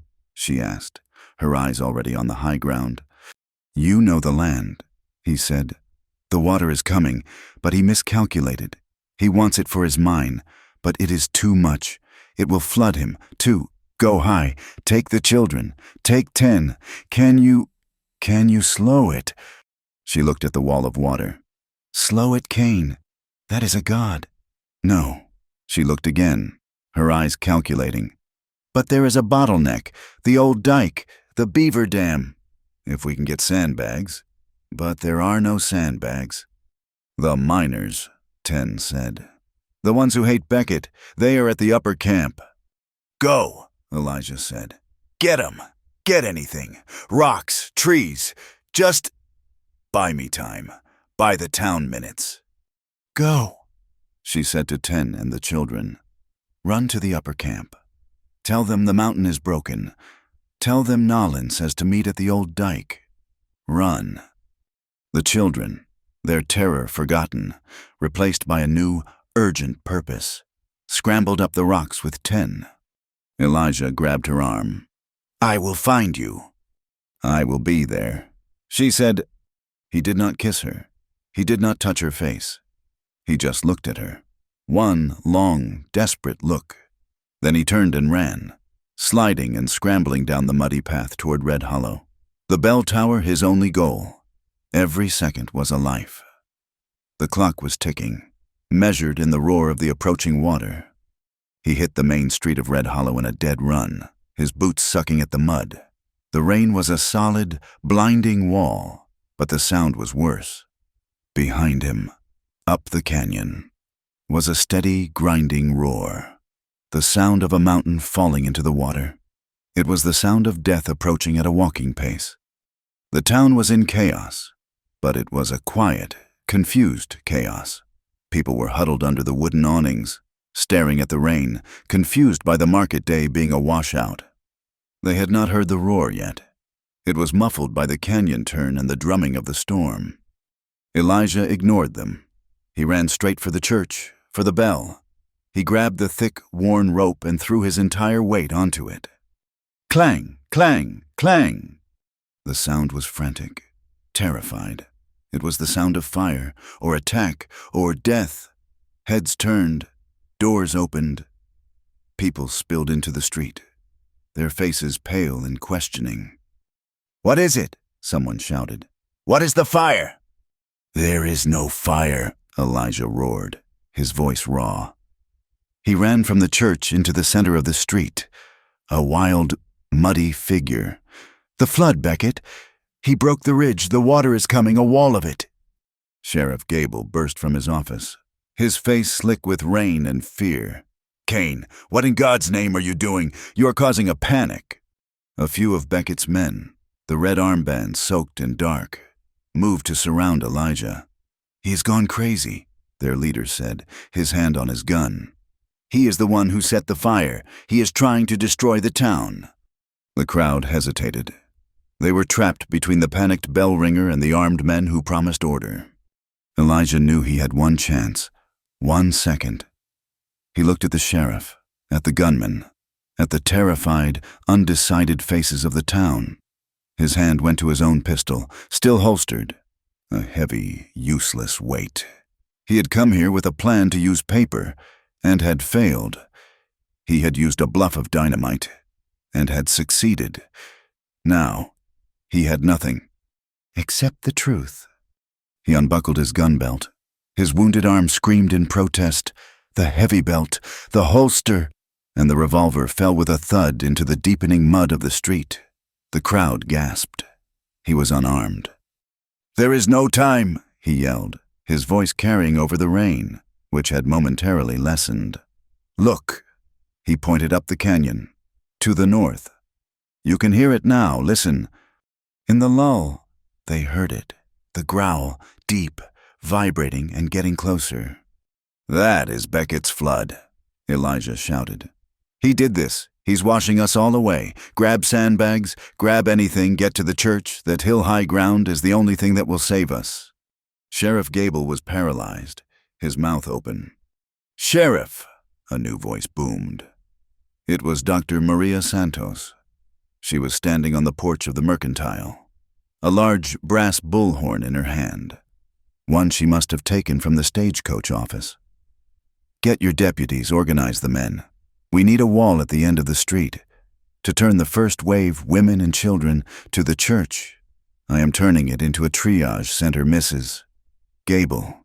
You are with me." Her voice, amplified, clear, and certain, cut through the panic like a knife. It gave them purpose. People moved. Men ran toward the warehouse, toward the livery, looking for grain sacks, for anything. "You heard him." Gable finally found his voice, shaking. "Do as he says, sandbags move."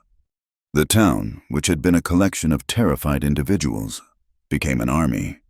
Miles away, at the beaver dike, Nayland was already at work. She, 10, and the half-dozen miners 10 had roused from the upper camp were working in a frantic, desperate rhythm. The dike was a natural bottleneck. It was not enough to stop the flood, but it might, if they were lucky, slow it.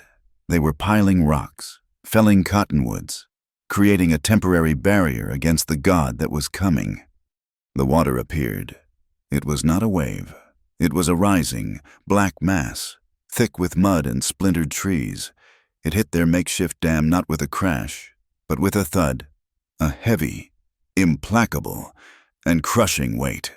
The water paused, churning, and then began to rise, spilling over the edges. "It is not holding," one of the miners screamed, scrambling back. "Hold your ground," Nalin commanded, her voice cutting through the roar. And then a new, sharp sound. Crack! A bullet splintered the log Nalin was standing on. Beckett's men, a dozen of them, on the opposite ridge, led by the broken-nosed foreman. They were not aiming to kill, not yet. They were firing into the dike itself. "Get away from there!" The foreman's voice was a faint yell over the water. "The boss wants that water. He wants it all. Get away from the dike!" Another volley, this one closer. The miners scattered, diving for cover. All their work was for nothing.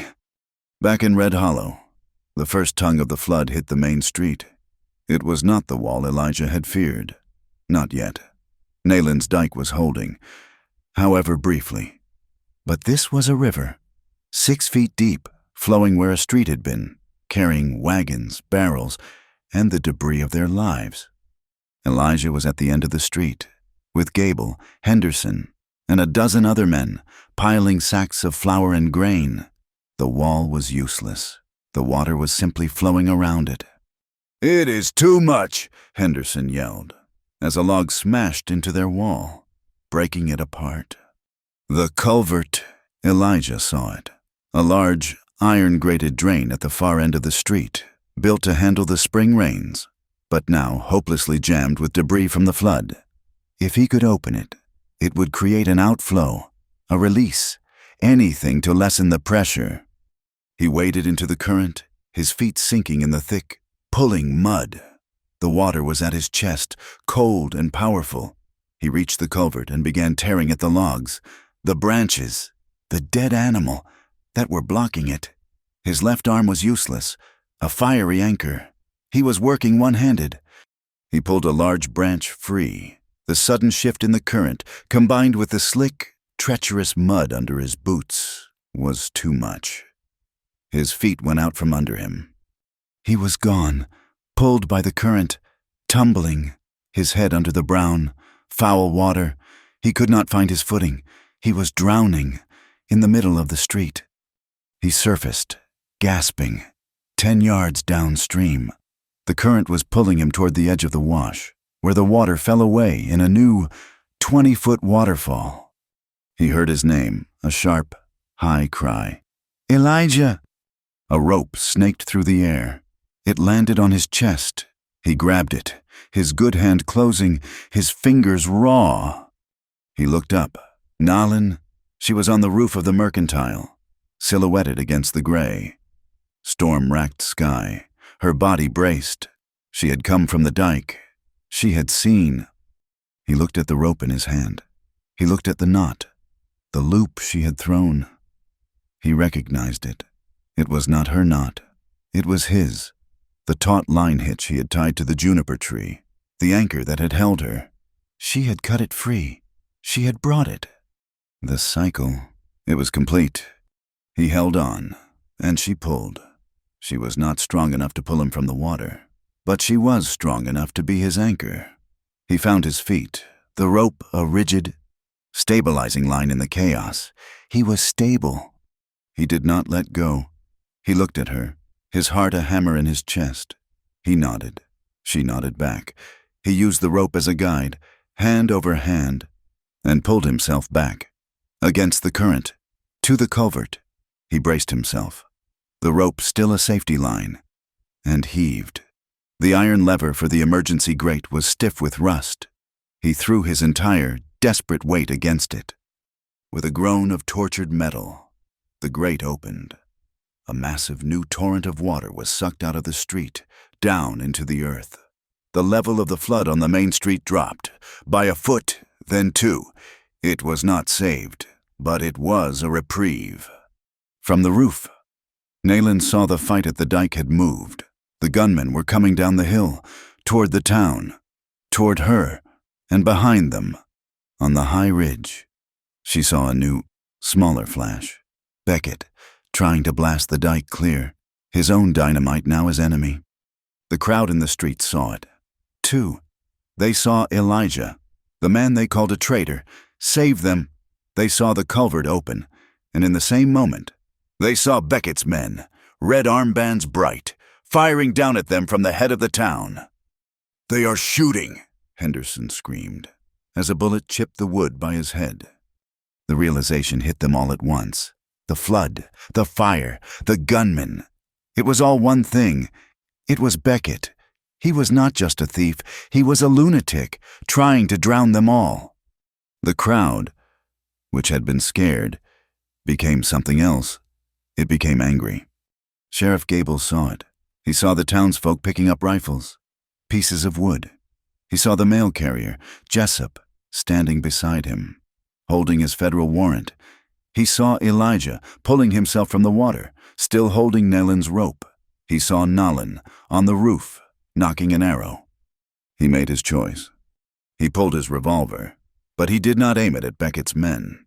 He aimed it at his own deputy, the one who had taken the bribe. "Amos," he roared, "you are under arrest for conspiracy for attempted murder." The deputy's jaw dropped. "And you," Gable yelled at the townsfolk, his voice a new, iron thing. "I am deputizing all of you that," he pointed at the gunmen, "is an illegal force.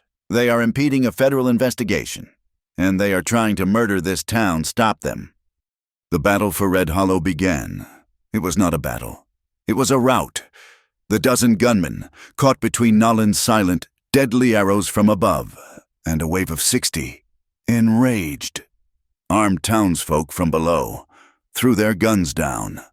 In the chaos, Elijah scanned the ridge. He saw him, Beckett, Red Jack himself. He was not running. He was not fighting. He was at the entrance to his mine office. He ran inside. A moment later, he emerged, his horse waiting. He had a small, metal strongbox under his arm. While his men were being arrested, while the town he had tried to destroy was fighting for its life, Beckett spurred his horse, not toward the town, but up the treacherous, muddy path toward the high mesa. He was escaping.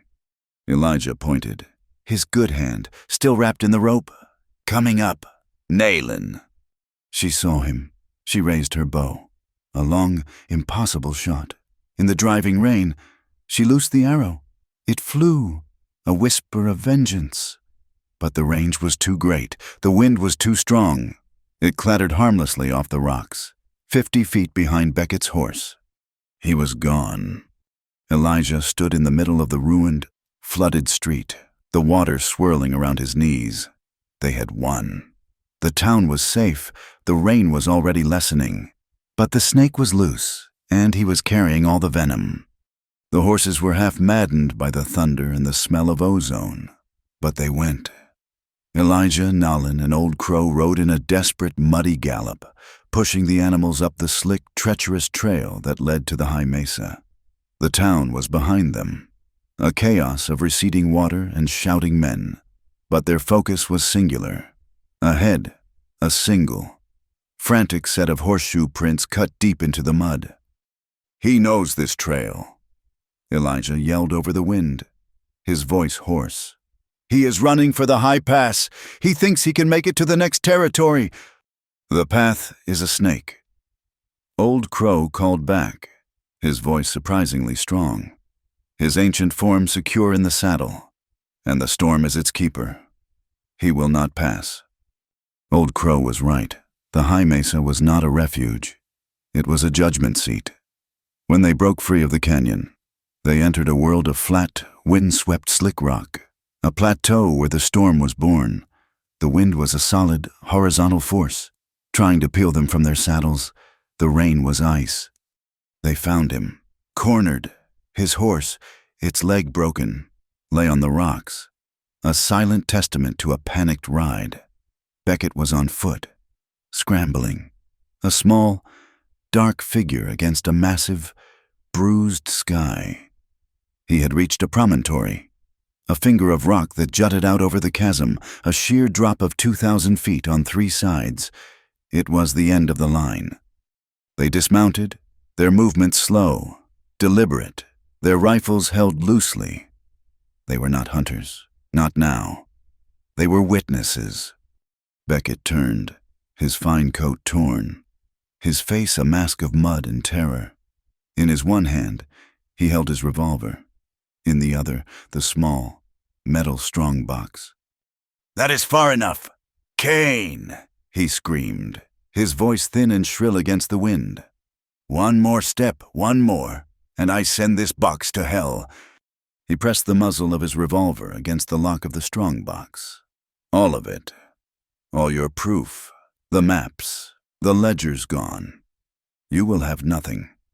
Elijah stopped, his good hand held out, palm open. "It is over. Beckett, your men are captured. The town is safe." "It is not over," Beckett shrieked, his eyes rolling. I have partners. You do not know who you are fighting." "Indeed, you do, Mr. Beckett." The voice was not Elijah's. It was calm, cultured, and utterly out of place. A man stepped from behind a tall spire of rock, a man in a fine, dark city suit, now soaked and splattered with mud. He held a small, elegant pistol, and he held it with a steady hand. Elijah recognized him. Davies, the man from the railroad, the one who had promised Red Hollow prosperity and progress. "Davies!" Beckett looked stunned, a flicker of desperate hope in his eyes. Tell this savage, who I am, who we are." "I am afraid," Davies said, his voice as cold as the rain, "that you are a liability. Mr. Beckett, your enthusiasm has become a public relations disaster." He looked at Elijah, his thin lips curling into something that was not a smile. "I was on my way to the mine to assess my investment when this unfortunate weather intervened. You, sir, have been a very poor investment." "You," Elijah said, the word flat. "You were his backer, the railroad." "The railroad invests in regional development," Davies said smoothly, his pistol never wavering. "Mister, Beckett assured me all his paperwork was in order. This is a mess, but it is a mess that can be cleaned up." He took a step forward. "Now, give me the box, Beckett. I will see that it is properly filed, in a place where it will not cause any more trouble. And you, Mr. Cain, you will go home. The railroad will make a significant, anonymous donation to the rebuilding of Red Hollow.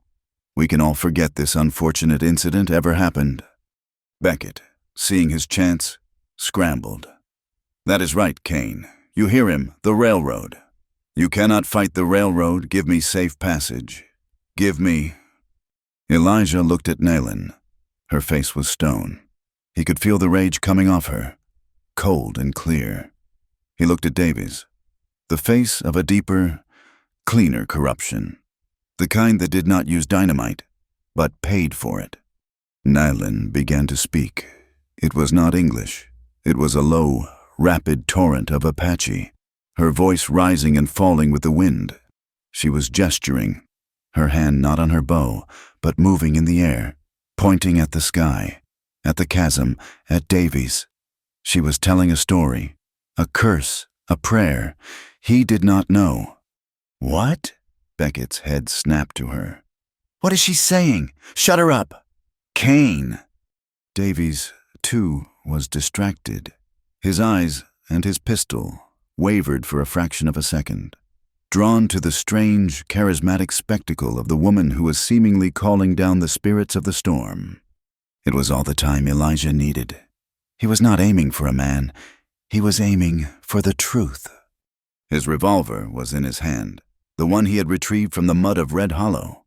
The crack of the shot was sharp, different from the thunder. The bullet slammed into the lock of the strongbox. The metal shrieked. The lock shattered. The lid sprang open. In the same perfect, unified second, a thwack that was not thunder, Nayland's arrow. It flew true. It did not strike Beckett's heart. It pierced his gun hand, pinning it and the useless revolver to the lid of the strongbox. Beckett roared, a sound of agony and disbelief. Davies, startled, raised his pistol, but Old Crow, who had been silent, was in motion. He was not a warrior. He was a force of the earth. His foot lashed out, kicking a loose, flat stone.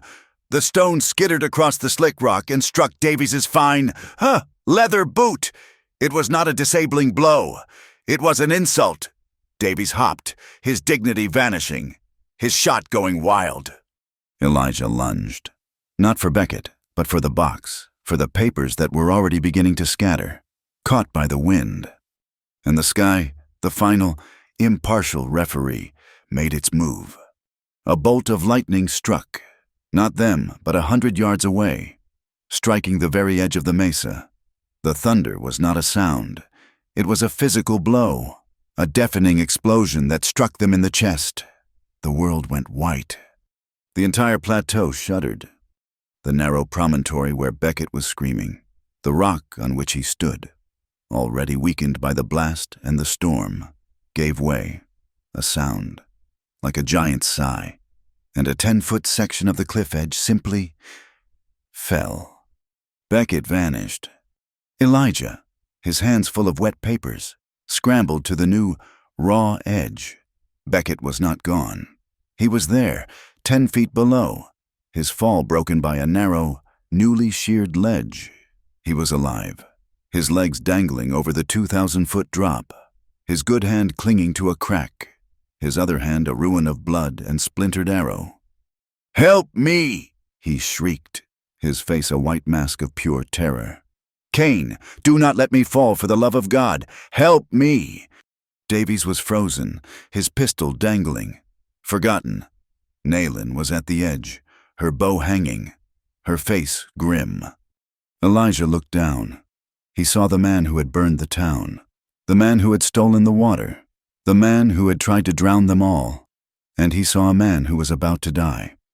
He sheathed the pistol he had not even realized he was still holding. He uncoiled the rope from his shoulder. The rope, the one Naylin had held him with, the one he had pulled her from the flood with. His good hand and his stiff, wounded arm worked together. He tied a loop. He did not look at Naylin. He did not have to. He tossed the end of the rope down. It landed on Beckett's chest. "Justice," Elijah said, his voice hoarse, the words torn away by the wind. "Not revenge. Beckett, grab it."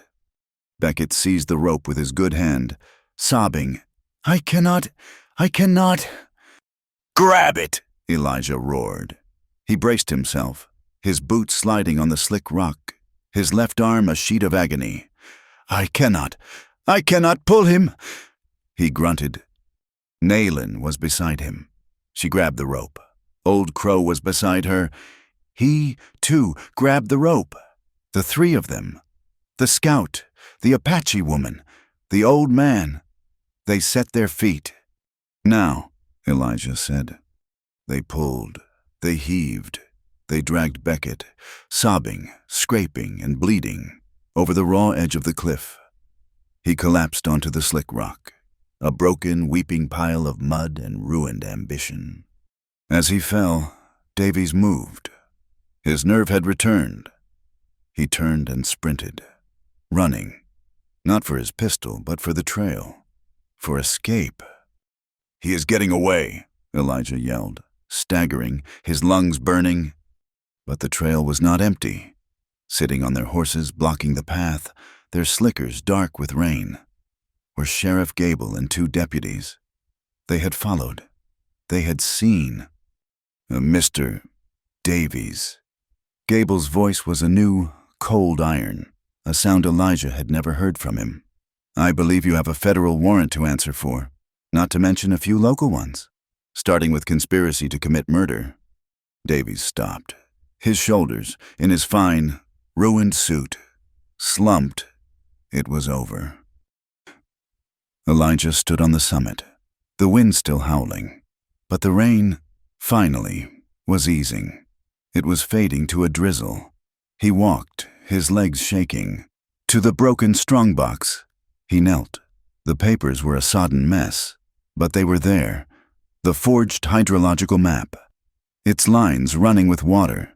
The fake, impressive seal, its wax cracked. The mine ledger, its pages of injury and illegal powder a testament. "It is all here," he said to no one in particular. And then, from the valley below, faint on the wind, a new sound. Clang, clang, clang! It was not the frantic, terrified bell of the flood. It was a slow, steady, rhythmic ring. The sound of a town standing, the sound of safety. Naylin was beside him. She did not look at him. She looked down at Red Hollow. The water, in the valley, was receding. The town, battered, scarred, and covered in mud, was still there. "It is done," she said. He looked at her, the rain dripping from her black hair, her face calm and strong and beautiful. The bell continued to ring, a promise rising from the earth. The sun of the next day rose on a new world. It was a world made of mud, grief, and a strange, quiet determination. The rain had stopped, leaving behind a sky so clear it hurt the eyes. The flood, having raged through the main street, had receded, leaving a scar 3 feet deep. A new, unwanted arroyo that had carved its way through the center of Red Hollow. The town was broken, but it was not silent. The first sound, after the tolling of the all-clear bell, was the voice of Dr. Maria Santos. She and the young pastor had turned the church, its floor still damp, into a field kitchen and hospital. They had salvaged sacks of flour that the flood had only dampened. And Mrs. Gable, her face streaked with soot and tears, was already kneading dough on a makeshift table. They were making coffee, a huge, boiling pot of it, and handing out biscuits. Life was reasserting itself, one biscuit at a time.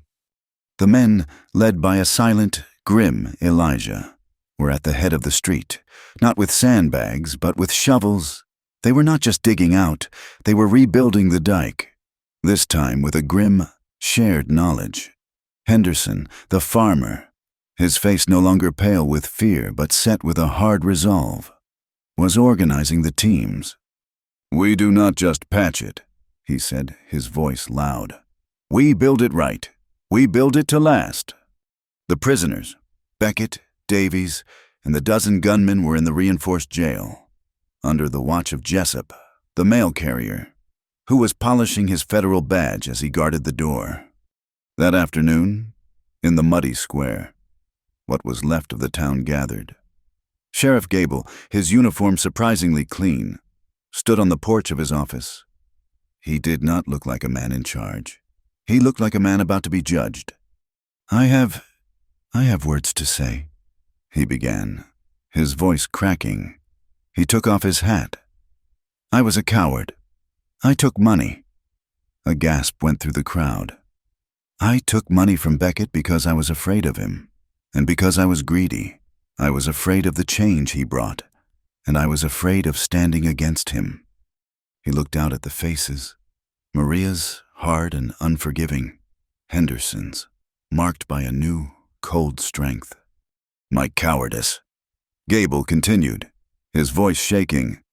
"Almost got us all killed. It got your warehouse burned. It got this town nearly wiped off the map. I cannot be your sheriff anymore. I have given my full testimony to the federal marshal." He nodded at Jessup. "And when the territorial marshals come for the prisoners, I will be going with them, to testify, and to stand trial for my own part in this. I am sorry. I am truly sorry." It was a stark, ugly confession, and it was met, not with anger, but with a deep, weary silence. Into that silence, Dr. Maria stepped. "What is done, Sheriff. We will have a new council. We will have a new law. But first, we have to settle the land and the water." From the edge of the crowd, Old Crow came forward. He was not alone. With him, walking into the center of the town as if they had every right to be there, were a dozen Apache men, women, and children. They were Nalin's family. 10 was among them, his head high, and at their front, Nalin. "The water," Nalin said, her voice clear and carrying, "is not for one man to own. It is for the land. We are of this land. You are now of this land. It has tested us all." A new territorial judge, who had arrived with Jessup, stepped forward, his suit splattered with mud. "A new agreement has been drafted," he announced, "based on the original federal survey maps." He nodded at Jessup. "And on the testimony of Mr. Elijah Kane and Miss Nalin of the Apache. The agreement was read. The Red Hollow Mining Company's charter was revoked. Its assets seized to pay for the rebuilding of the town. The water rights were to be shared, co-managed by a council of 3, 1 elected from the town, 1 appointed by the territory, and 1 chosen by the Apache families of the valley. The main spring, the ancestral heart, was to be restored. The water would flow, as it always had, through Nalin's valley first, and then down to the town. It was a victory so complete it was almost unbelievable. Nalin's family did not leave. They made their camp in the Cottonwood Grove, just above the town, by the newly cleaned spring. They were, for the first time in a generation, home, and the town, battered and humbled, watched them, not as savages but as neighbors, as the other half of their new, fragile survival. But there was one piece of business left. Elijah had stood at the back of the crowd, his left arm in a clean sling Maria had made for him, his face quiet. As the crowd began to break up, to go back to the digging, he stepped forward. "Wait," he said. His voice was not loud, but it cut through the murmurs. "The sheriff, he made his confession. Now I have to make mine." The crowd turned. Nalin, who had been walking toward her family, stopped. She turned back, her eyes locking on him. "I came here," Elijah said, his voice low, "because I was running. I told you, I told some of you. I was a scout. That was a half-truth." He looked at Maria, then at Nalin. "I was a pathfinder for the army. I led cavalry raids. I found camps, winter camps, camps full of women and children, so the soldiers could clear them. I took their contracts. I took their money. I was a removal man." The ugly word hung in the air. He was the thing they all feared. The man who displaced, the man who destroyed.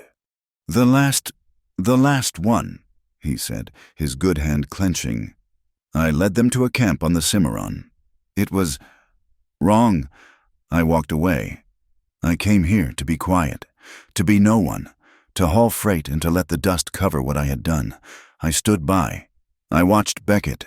I did not act, because I was a coward, just like the sheriff. I was afraid of my own past." He took a deep breath. "The men I helped dispossess, they were Nalin's people, not her family, but her people.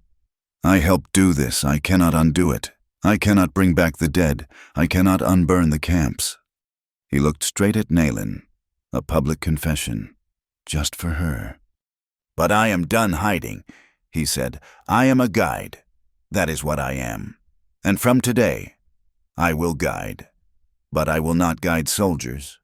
I will guide families, any families, of any people, who need safe passage, who are being moved. I will not take $1 for removal. I will only take payment for safe passage. That is my vow. That is my penance." He finished. He stood, exposed, in the middle of the street. He had given them his ugliest truth. Nalin held his gaze for a long, silent moment. She did not nod. She did not smile.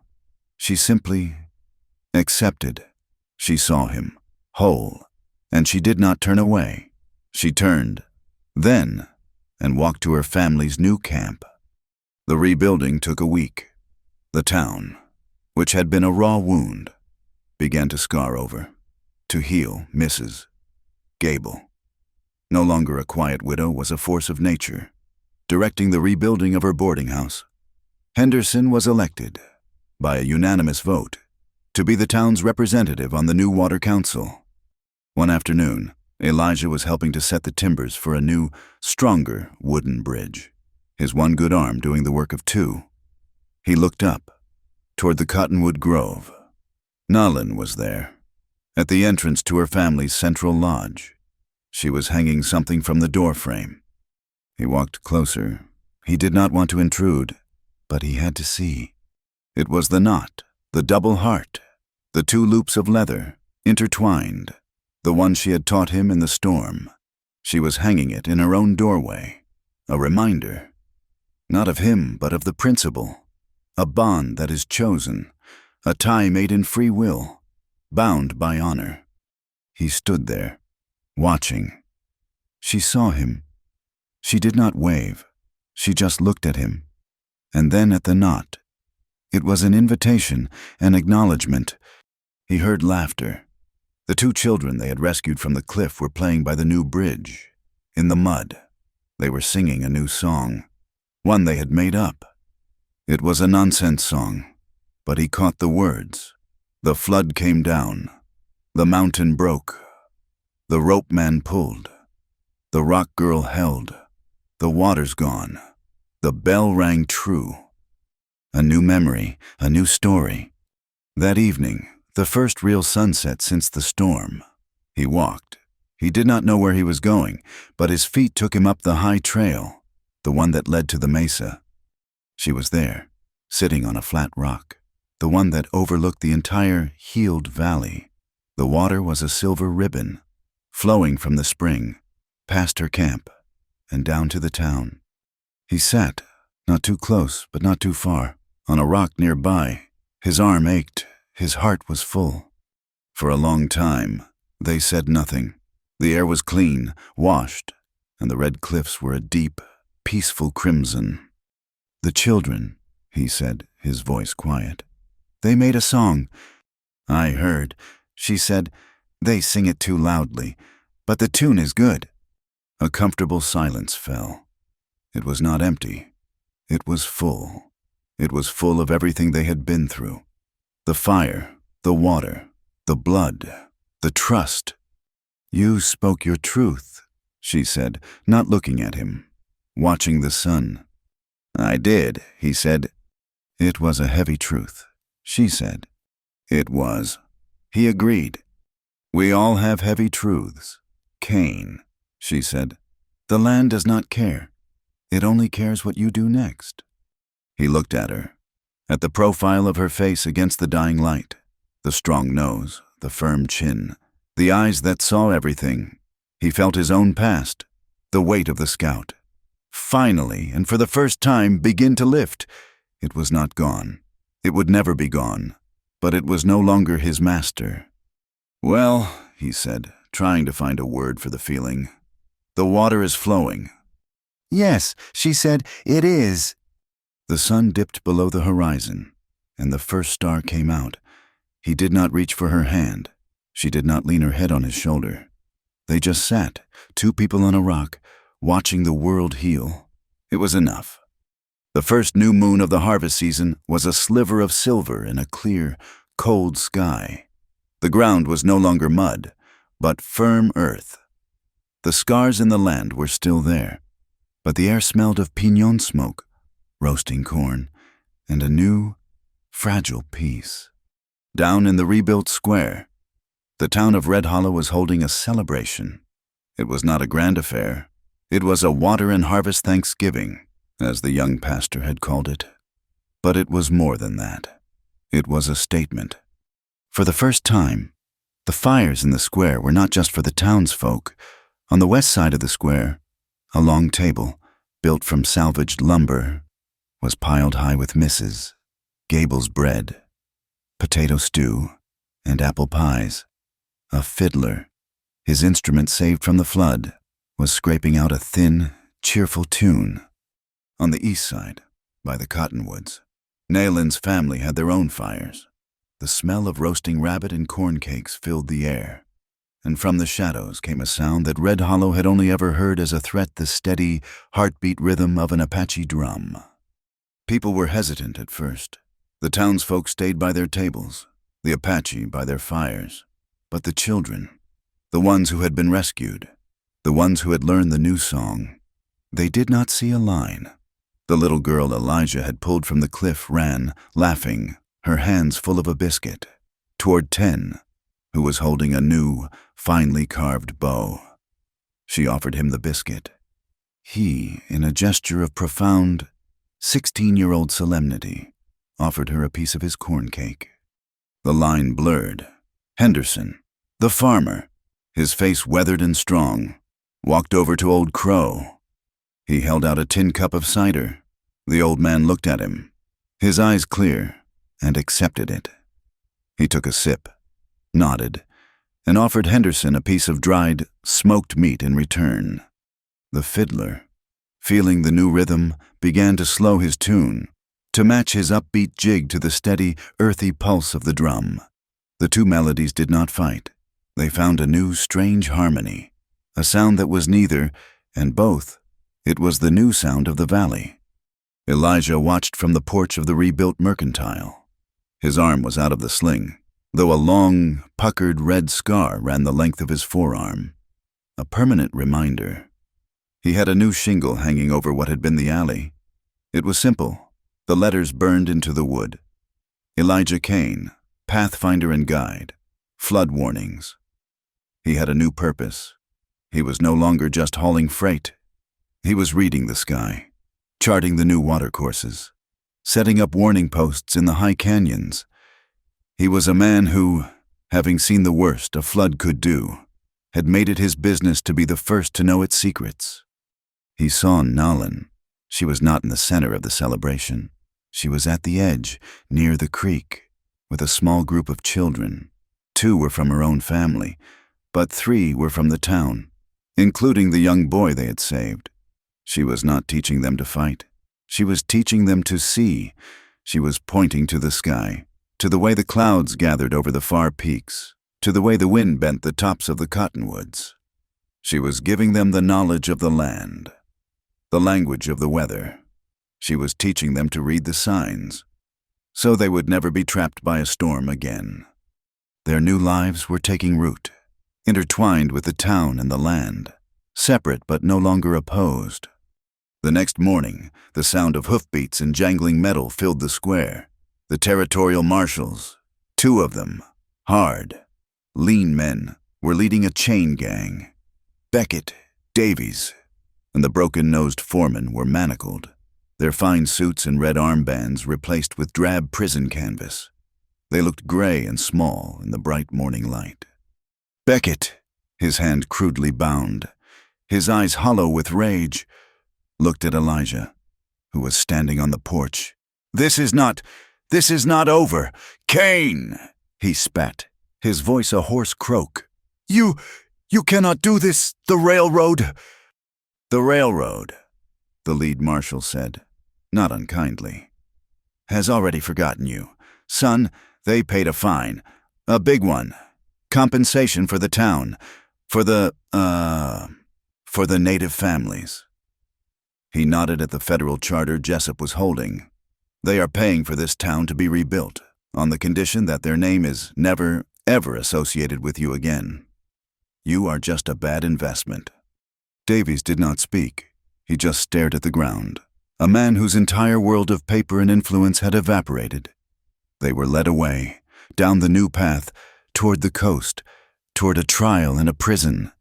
The town did not cheer. They just watched. A quiet, final closing of a bad account. That evening, Elijah walked up the path to the cottonwood grove. He carried a coil of new, strong hemp rope. Nalin was there, mending a moccasin, the double heart knot swinging gently in the doorframe above her head. She looked up as he approached. He stopped, a respectful distance away. They are gone, he said. I saw, she said. The land is cleaner. Yes. He held out the rope. It was a simple offering. I thought for your camp, for For anchoring, the new rope. She looked at the rope, then at him. She put down her moccasin and stood. She walked to him and took the rope, her hand brushing his. She did not look at the rope. She looked at his face. "I am not a man who binds," he said, his voice low, the words he had practiced catching in his throat. "Not anymore. I do not want to bind you, Nalin." "I know," she said, her voice a soft murmur. "But the floods," he said, "the floods of life, they will come, and a man, a person, needs an anchor, a thing to tie to, a thing that holds." She held up the end of the rope, a question in her eyes. He took the other end in his good hand. They stood, 6 feet apart, the new rope a taut line between them, connecting them. "This is not," she said, her voice firm, "to tie me down." "No," he said, his voice full of a feeling he had never known. "It is to hold me. It is to hold us. It is for pulling us through." She smiled. It was not a big smile. It was a small, quiet lift of the corner of her mouth, but it was the most beautiful thing he had in the world. "A boat," he said, "needs a good anchor in a storm." She stepped forward, closing the distance, her hand still on the rope. She was close, so close he could smell the clean scent of the juniper smoke in her hair. She did not let go of the rope, but she reached up with her other hand and put it flat on his chest, over his heart. "Elijah Kane," she said, "you are a heavy anchor." "Nalin," he whispered, "you are the only thing that holds." He leaned down.